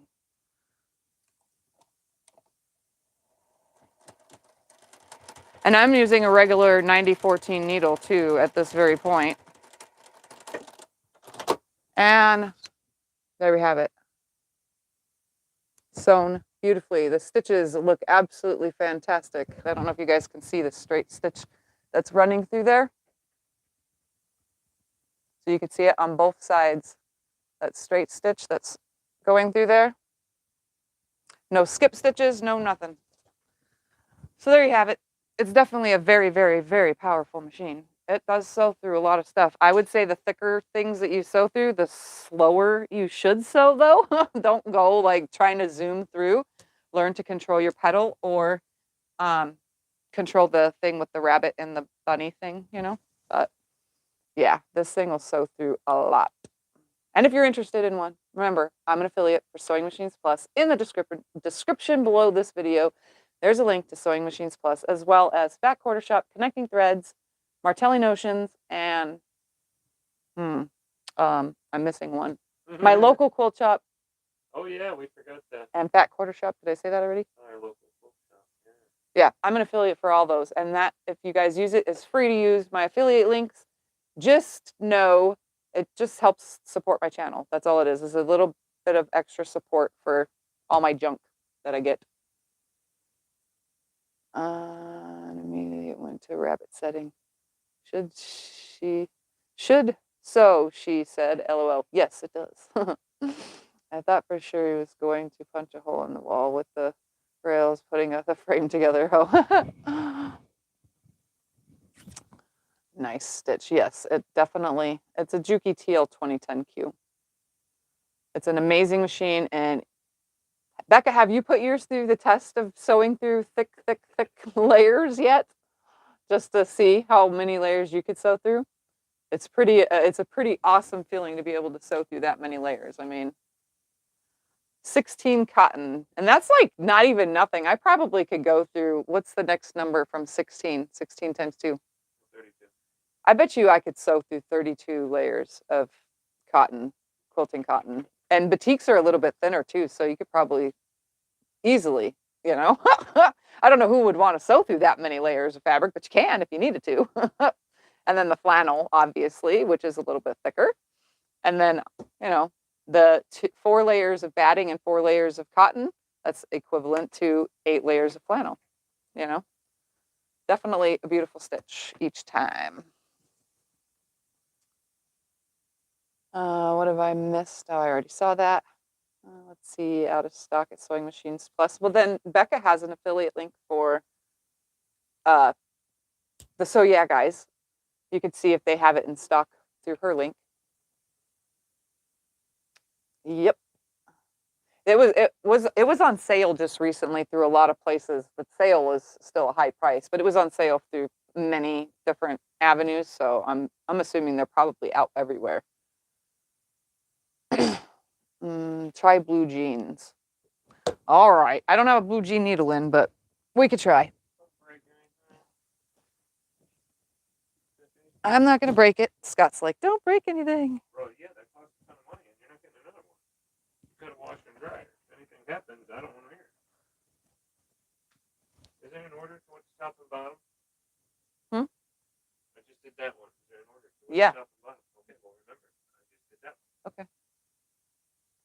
So that's the bottom then. Okay, so if it's out of order, you're the one that's not paying attention on me. I just did that. I don't have any fresh cut up jeans in here, guys. I'm a looking. I don't have any jean to try. You'll have to wait for that one another time. All right, I guess while he's doing that, welcome, is that Allie? A-I-L-Y, A-I-L-E-Y? That would be Allie, yeah. Welcome to the channel. Troll? I didn't see a troll. Someone else probably got it.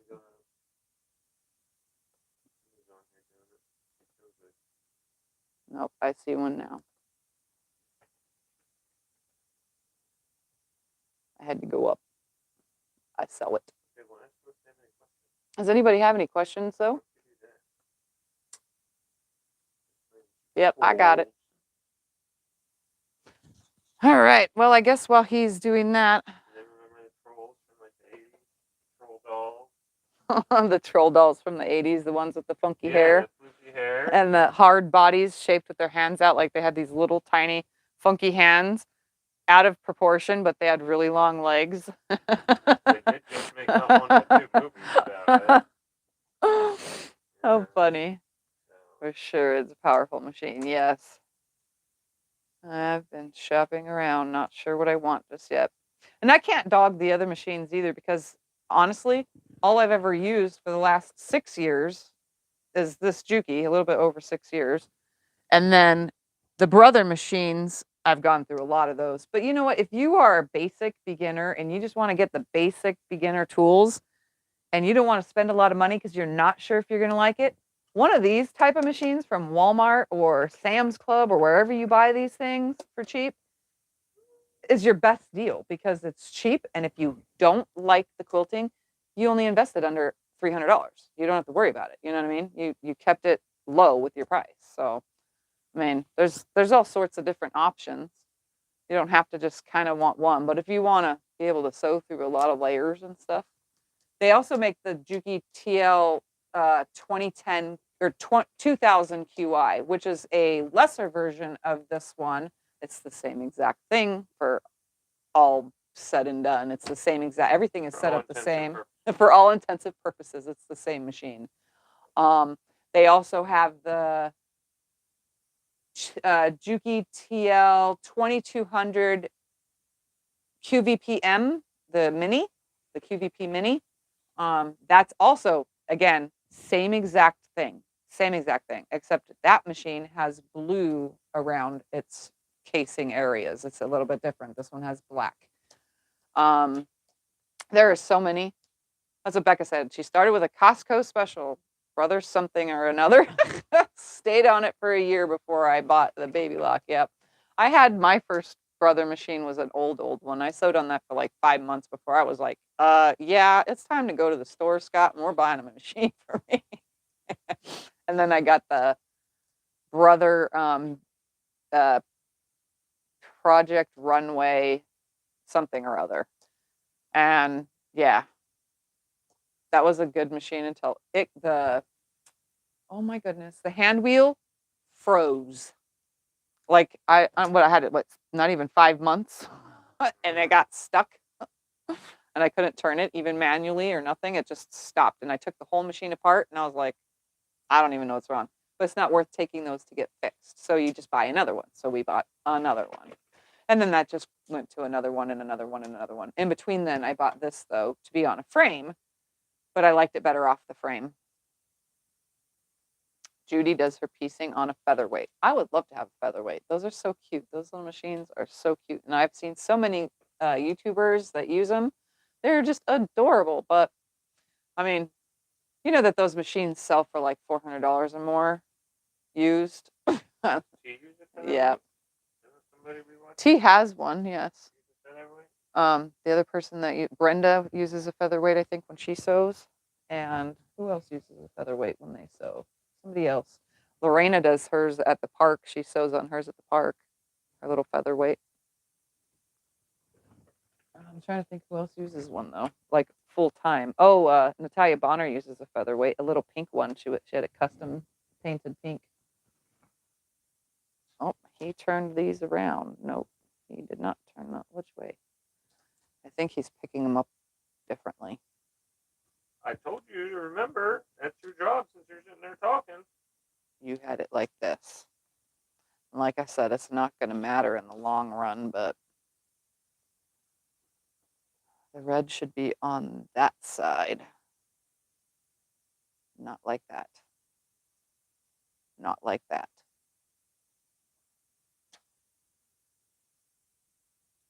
They're in order. Don't you mess with the order. It doesn't go that way. It does go that way. But it should have been red on this side. That's what's wrong. Right there. Figured it out. Look at that. So that means the next one is, okay. Oh, that's what it is. You're turning them different ways. That's what you're doing. Okay. I'm flipping them upside down and then back. So it might be this way it's supposed to go instead of that way. That That's you're okay. going to have to pay attention to. I'm just going to do this right here, like this. Okay, that goes like that. This one. Well, wait. Why don't you wait till I get these done? Goes. Debbie, you're going to have the same issue with these. Like this. You hear me? Mm-hmm. I have to fix all these real quick, guys. That one.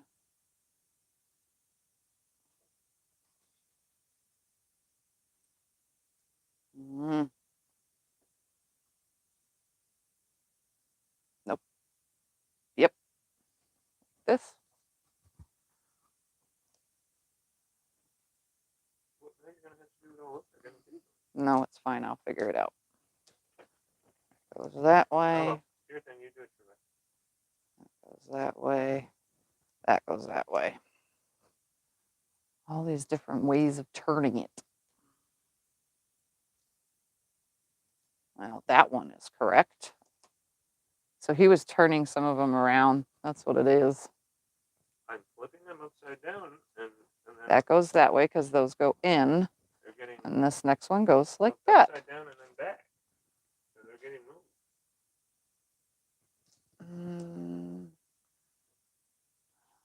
I have a brother, BQ 950, Quilters Club Edition. Love it. It's smooth. There's another YouTuber that uses it, by the way. I can't remember the name right. I know I've watched so many people on YouTube. I'm pretty sure there's a ton that uses it. Do you change the order from 2 to 6 layers? Didn't you change the order from 2 to 6 layers? I have no idea.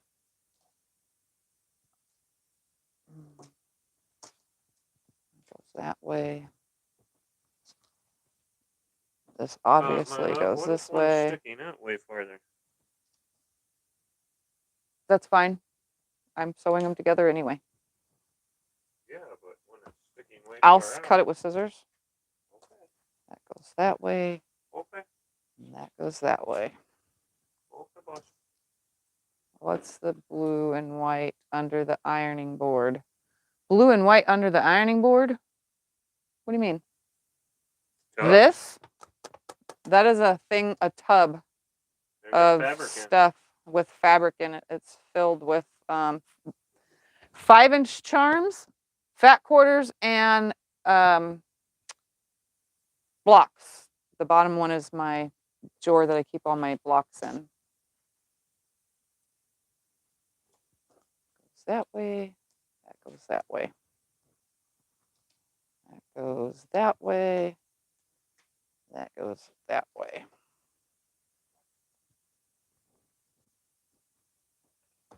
And that goes that way. That goes that way. And now you're gonna have to do last it all over one again. goes this way and that way. Yep. And I don't have to do it all over again. I just have to turn them like this. So that's the top. No. That's the top. They all need to face upward like that. Like that. Like No, that. she says the white star. Like that. Like that. The things that I can't hide. I should be hiding the stuff that's from videos that you guys haven't seen yet, and I can't show you because it's from videos you guys haven't seen yet.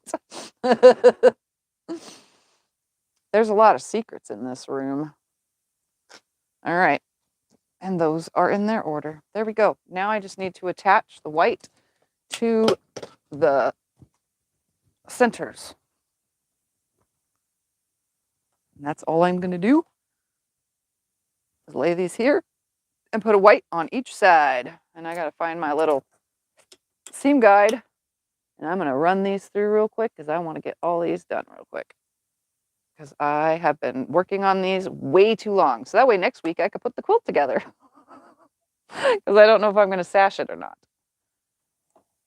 Oh, it'd be nice if I put this back down. It works better that way. Right there.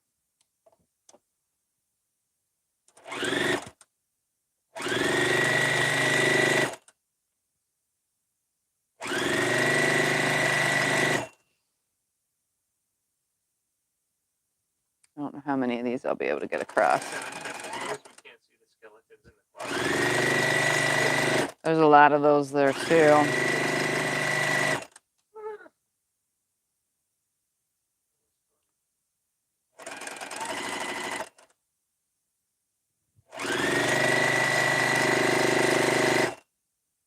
I can get one more. So I can get 4 per strip.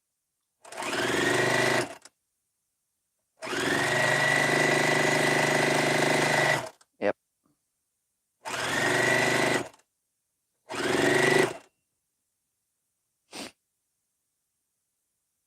Carol finished the hunter star blocks, laid it out, numbered the rows, stacked the rows, but can't figure out how to pick up to continue. So, I'm sorry. Why do I? This is why I don't ever sew from bottom to top, because I. Ugh.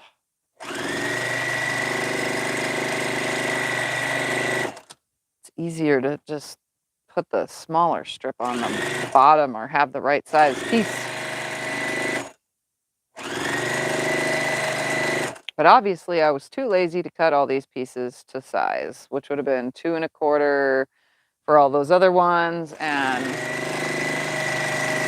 I don't even know for this. Because I'm not really good at math.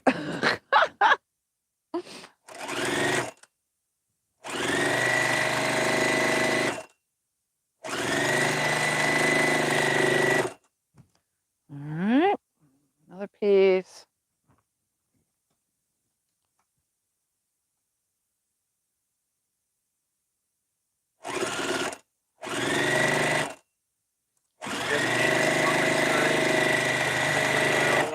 Did what? Debbie made your tamales tonight. You mean enchiladas? Oh, yeah.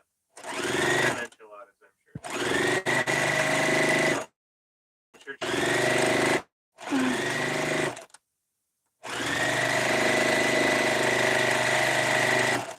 They're delicious. Makes me want to have some, but I ate bacon instead. Yes, you did. I had me a ton of bacon and a breakfast bowl, which is fried potatoes, bacon, eggs, and cheese. But I was hungry.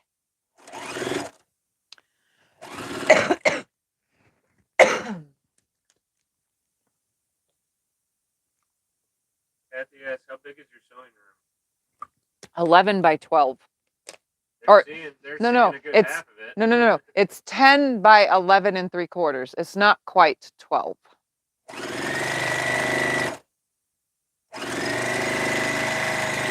It just looks big on camera. It's actually, with all the stuff that I have in here, it's not that big. It's very tight, actually, in here with all the stuff I have in here. And I would do a sewing room tour if I wasn't, I have OCD and my room is a disaster. Only my close friends know what it really looks like in here. And then every once in a while I say, oh, hey, look at my big old pile on the floor. Some of you guys don't think it's that bad, but I personally don't like mess at all, whatsoever.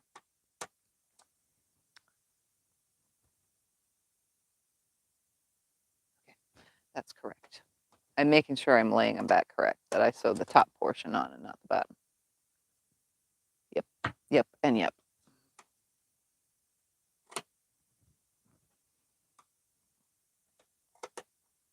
Nancy said it's a good thing you're so tiny. Yeah. Sort of. I can squeeze by, I guess, when I need to in certain areas. When I have to get into the closet, though, I actually have to climb on a chair or pull a ton of crap out, because that closet is the biggest disaster of all things in this room.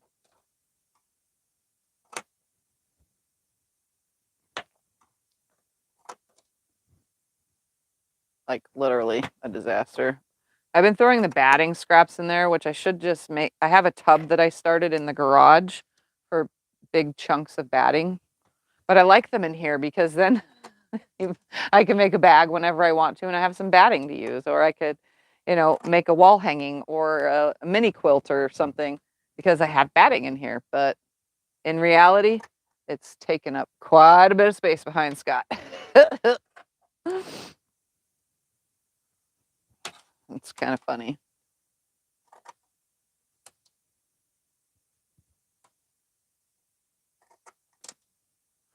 All right, now sew the other sides and then sew them all together. I'm going to try to rush through this now because I feel like I've been at this all day.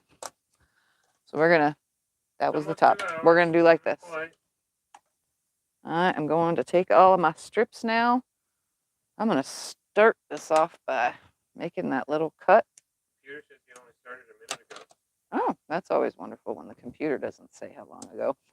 It doesn't. It didn't earlier than last week. It says how many people are watching and how many likes you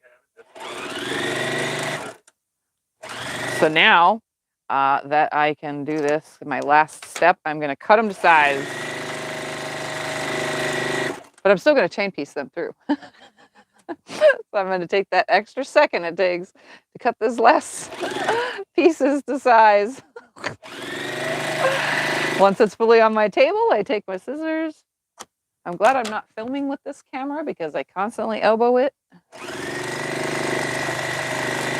I want to rearrange this room so that the desk is center of the room so that I can have camera equipment around me and then put more bins in here of scrap fabric on another wall. But I haven't done it yet because this desk weighs like 550 pounds or something. It's heavy.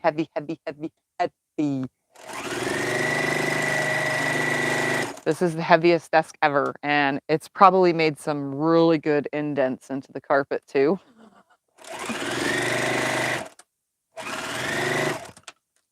But I haven't moved the room yet, so.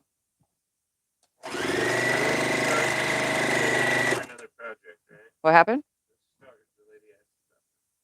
For another project, stars. I don't know what stars. The thing under the ironing board that we were talking about earlier. Oh yeah, that's something that you guys can't see until after the video is released. Or else I would show you. But it's for a sew along I'm doing, called the 4-Star General. Or 4-Star Generals Revisited, honestly, that's the name. So you'll just have to wait till the 21st when that video releases. because they release the 21st of every month. And I didn't think anyone would ever notice it being sitting under there. The stack had a bunch of other stuff on it, but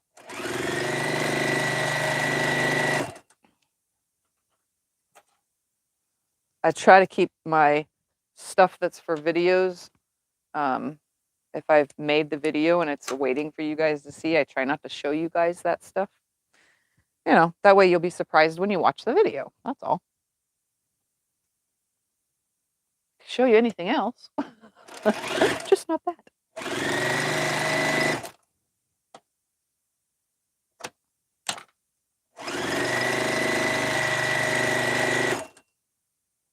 All right. Come on, so faster. So faster. If I didn't have to stop and cut these, I probably would.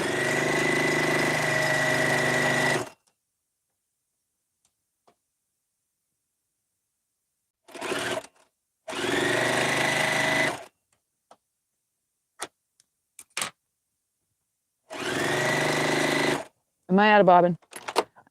I'm ghost sewing. I'm glad I wrote another one.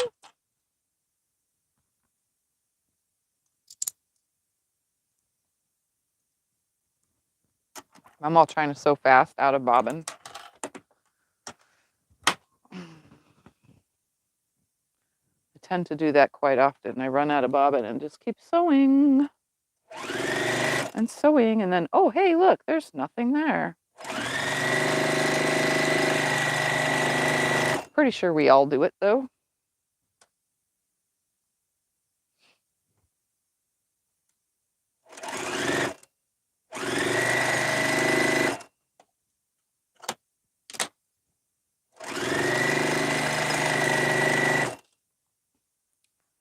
All right, last 4 pieces all go on one strip, which was my 14th strip. Like I said, we use 14 strips per, so that's 28 strips so far. So 1 strip per piece. Even when chain piecing, it's the exact same.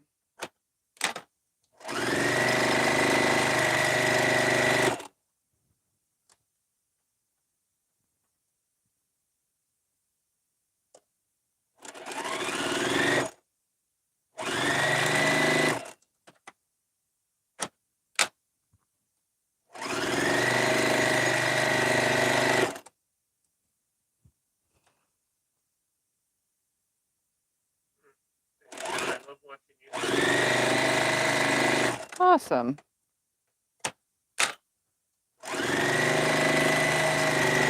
I love watching people sew too. It's very soothing. Yeah.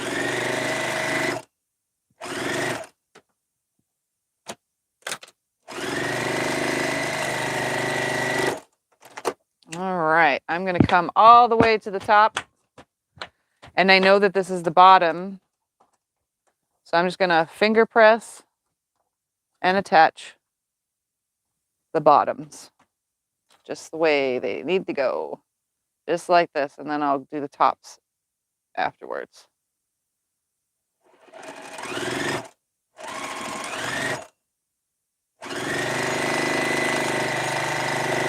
So I'm just going to finger press it right here at the spot as best as possible. It doesn't have to be perfect at this very moment, because it's not going to be perfect at this very moment. Grab my next piece, put it on there, chain piece it through. And again, I said in the beginning, when I started these, I'm not lining up the whites. You know, like some people like peel it back and go, oh, that's lined up. I'm actually not doing that on this project. I'm 100% ignoring that, because I did not intend on it being a perfect quilt, so I'm not trying to make it a perfect quilt. I actually like the sloppiness of it.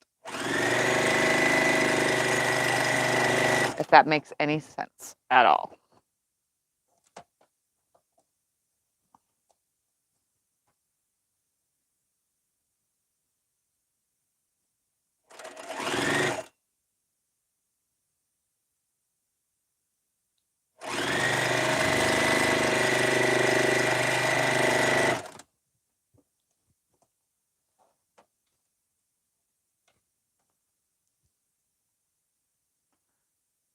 And even though I said I didn't want to have to get up, I think I'm going to have to stretch for a second, in a second.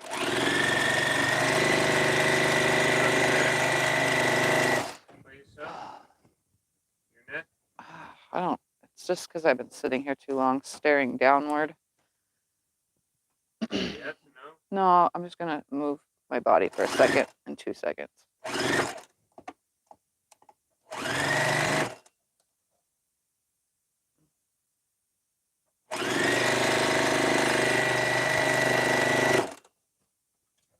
Just going to let those fall on the ground real quick.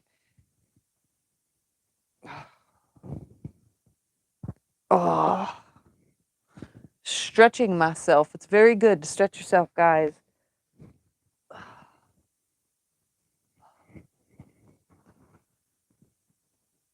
It's time to stop and take a breath and smell the roses. You know? Sandra asked where you work. And doing feet stretches now, where I'm bringing my toes towards me and then away from me, towards me and away from me. Stretching my calves because they're sore from sitting here. There's so many things you can do in your chairs, you know, like leg lifts. You need to like stretch something. Ugh. What did you say? No?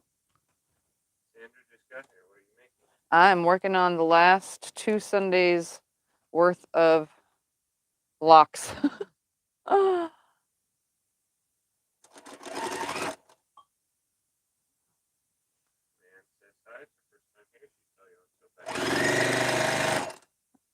What did they call it earlier? What did they call the block? Something love. Hashtag love.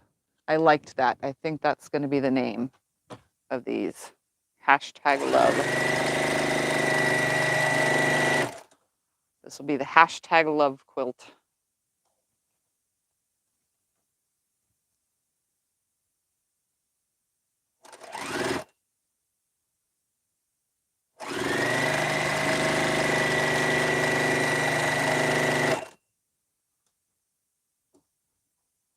And I'm just finger pressing in place the white back, adding these on. And I'm going to do the same thing when I add the other side on as well.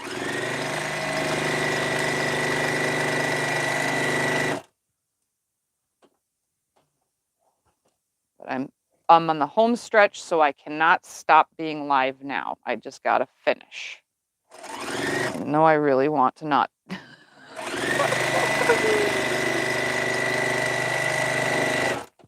I'm almost done, so I'm just going to keep going.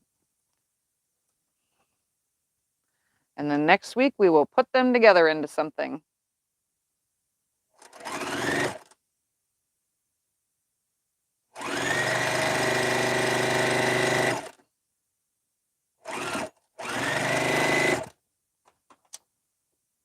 Like 3 more left, I think. Yep, 3 more.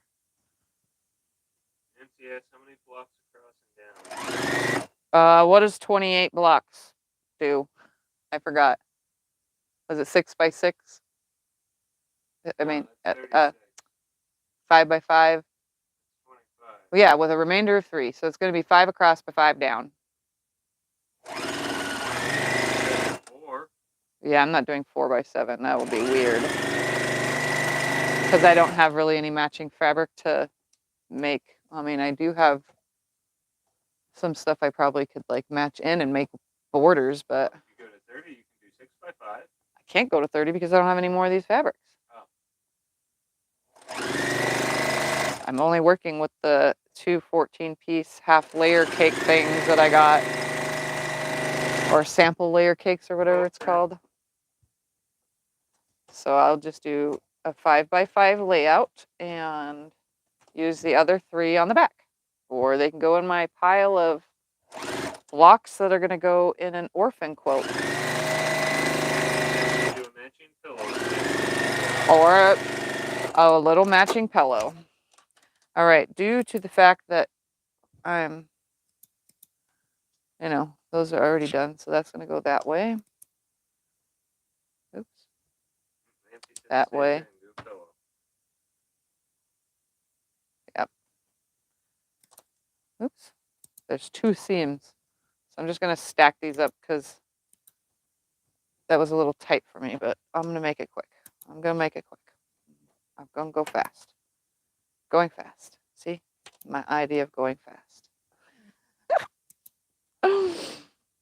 Like I said, I will lay this out next week. I'm not going to do it this week. I never really like to take this long to put a quilt together, but like I said, and several times in this video, I really shouldn't be starting new projects because I have a client quilt that I need to get done. And since it's already, the down payment has been paid, I really got to start on it, you know? I can't keep, oh, it'll be next week. Oh, it'll be next week, you know? I can't do that kind of stuff. I got to do it when I say I'm going to do it. Sort of.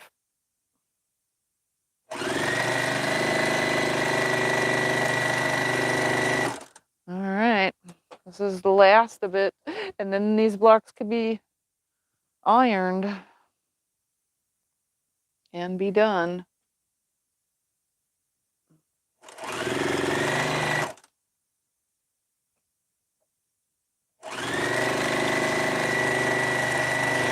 I do have to say they are fun little blocks, though. I mean, obviously there's a lot to putting them back together again, but all in all, the cuteness of it is adorable. They're a 10.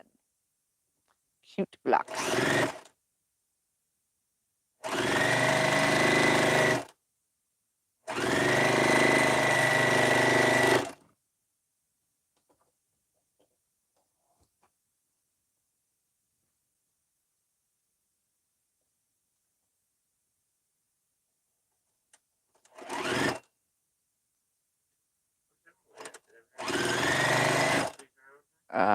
No, I haven't seen her on there. She could be busy.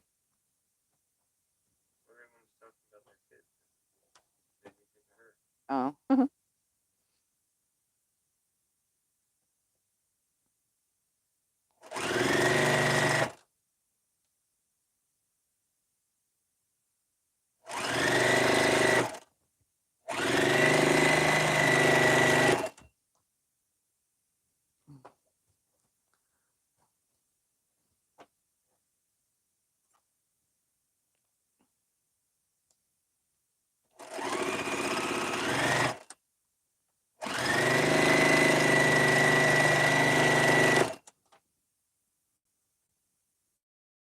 Why I'm grabbing the piece before I finger press the piece. Durr.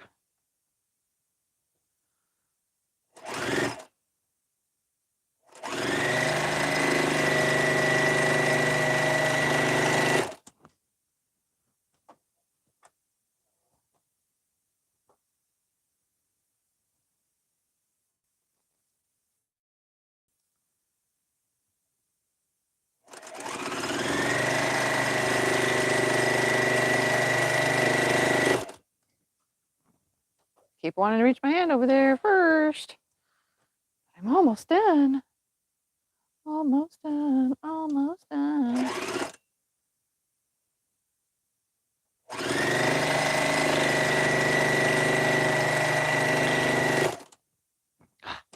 Did it again. Maybe my brain just don't think. You guys see that every time I keep reaching for the throat instead of finger pressing this back first. I'm like, can't sew it on if it's not folded back. Don't know why I'm grabbing it.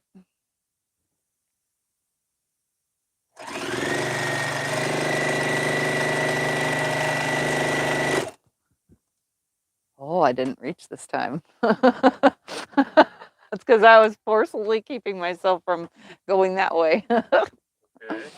Okay. Creature of habit, I guess.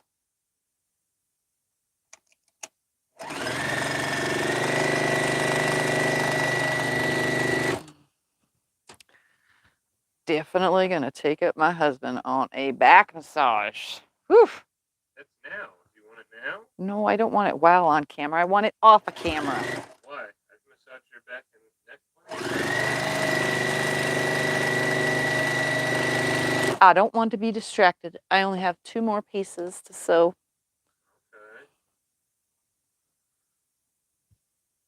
And then every single block will have been made. Yippee. Woot, woot. Took too long, took too long.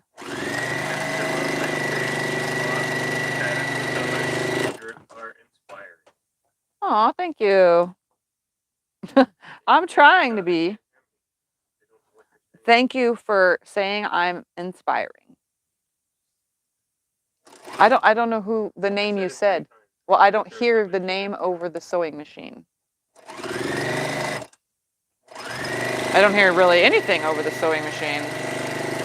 All I hear is the sewing machine.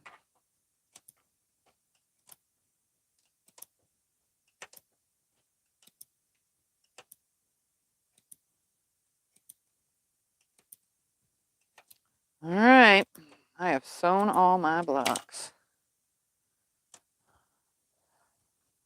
And they're just gonna get a temporary finger push so that you can see them. And it's actually easier to finger press them on this on the extension table than it is on the cutting mat. I don't know, something about the kind of plastic that this is compared to what the cutting mat is. It's easier to finger press. Yeah, that's probably what it is. Hard plastic versus soft plastic.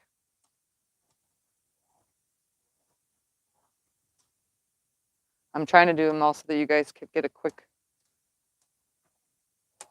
view. They're not laying super flat or anything, but they will be by next week when I go to put them together.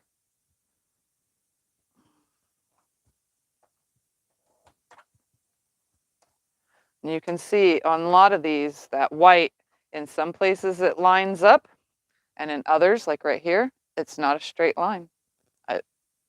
I didn't care, you know, because the quilt is still going to be cute and it gives it a little bit of character. I wasn't going for perfection, even though I took long enough. I should have been. It's funny.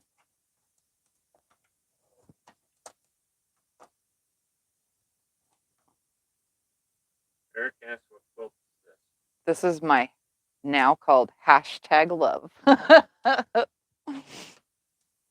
And I'm not sure if I'm going to sash this or if I'm just going to put them directly together, because I kind of like the idea of just putting them directly together so that the blocks themselves stay the hashtag that they are.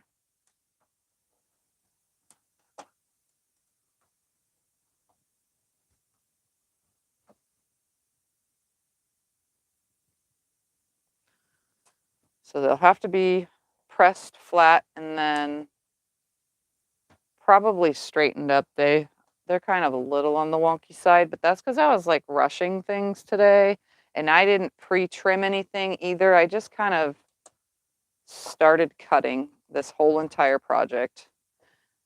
And I still have 1/4 inch seam allowances throughout the whole entire thing, as you can tell by looking at the back. When this is fully pressed, those will touch in the center and there won't be any gap. So that's all that matters. Piecing, who cares? This is going to be one of those quilts that's not going to matter. The fabric is adorable though. And all this came out of a box of scraps that was sent to me. These were in individual little 14-piece bags. layer cake squares, little 14-inch pieces. I mean 14 pieces in a 10-inch square bags. You know what I'm saying. I can't get it straight.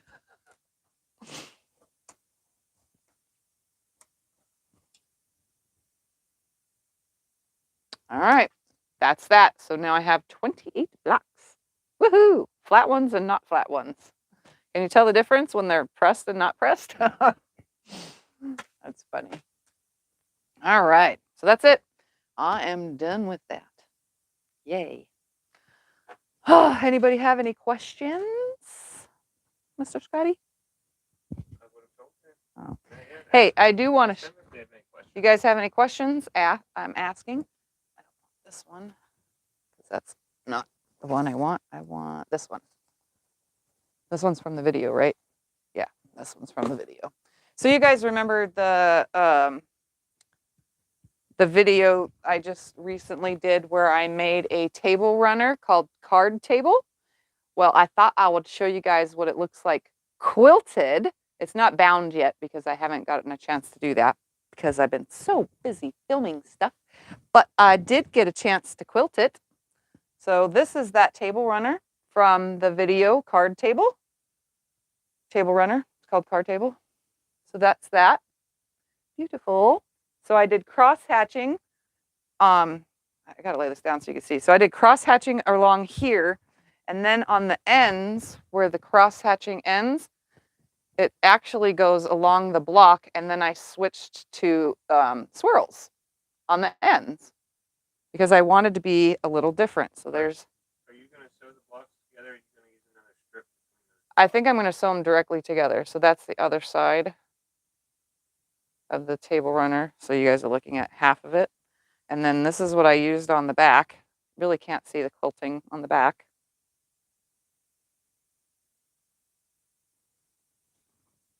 I don't know, can you? Yeah, I guess. Yep, that is the card table runner now quilted. So that's what it looks like. I forgot to show this earlier. That's why I'm showing it now. So yay, that's what it looks like.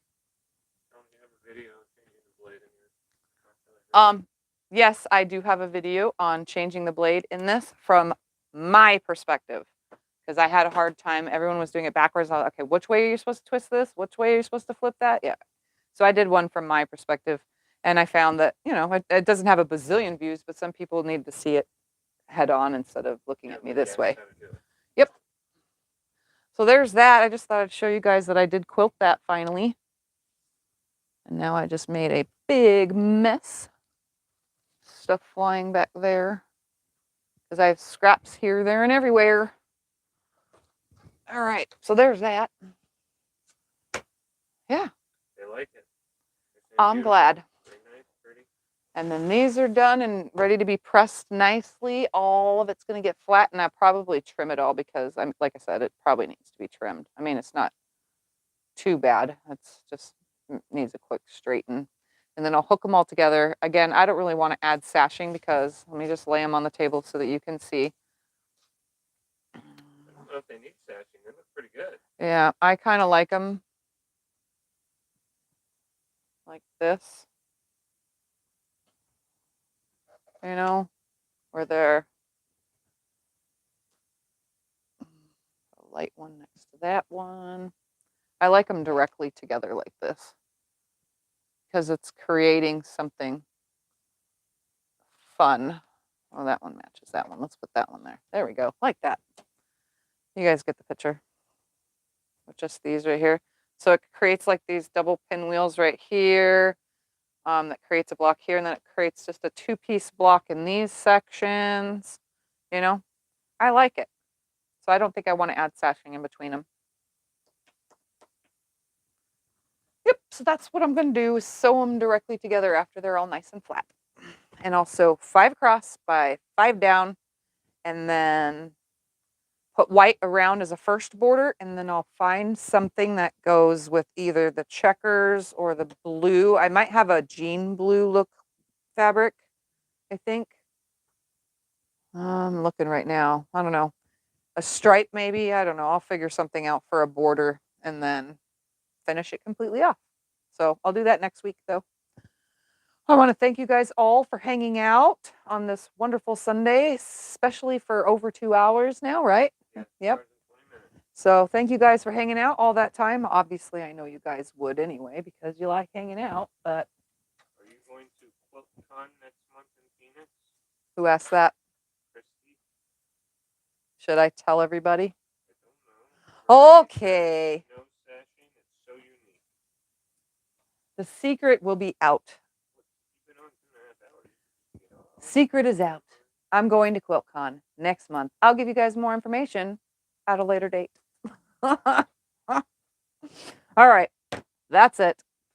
I'm going to go Thank you guys for watching and hanging out. And don't forget to like on your way out. Don't subscribe if you're new and haven't already. And ring that bell to get notifications when I am live and or post videos. Bye, everybody. Good night.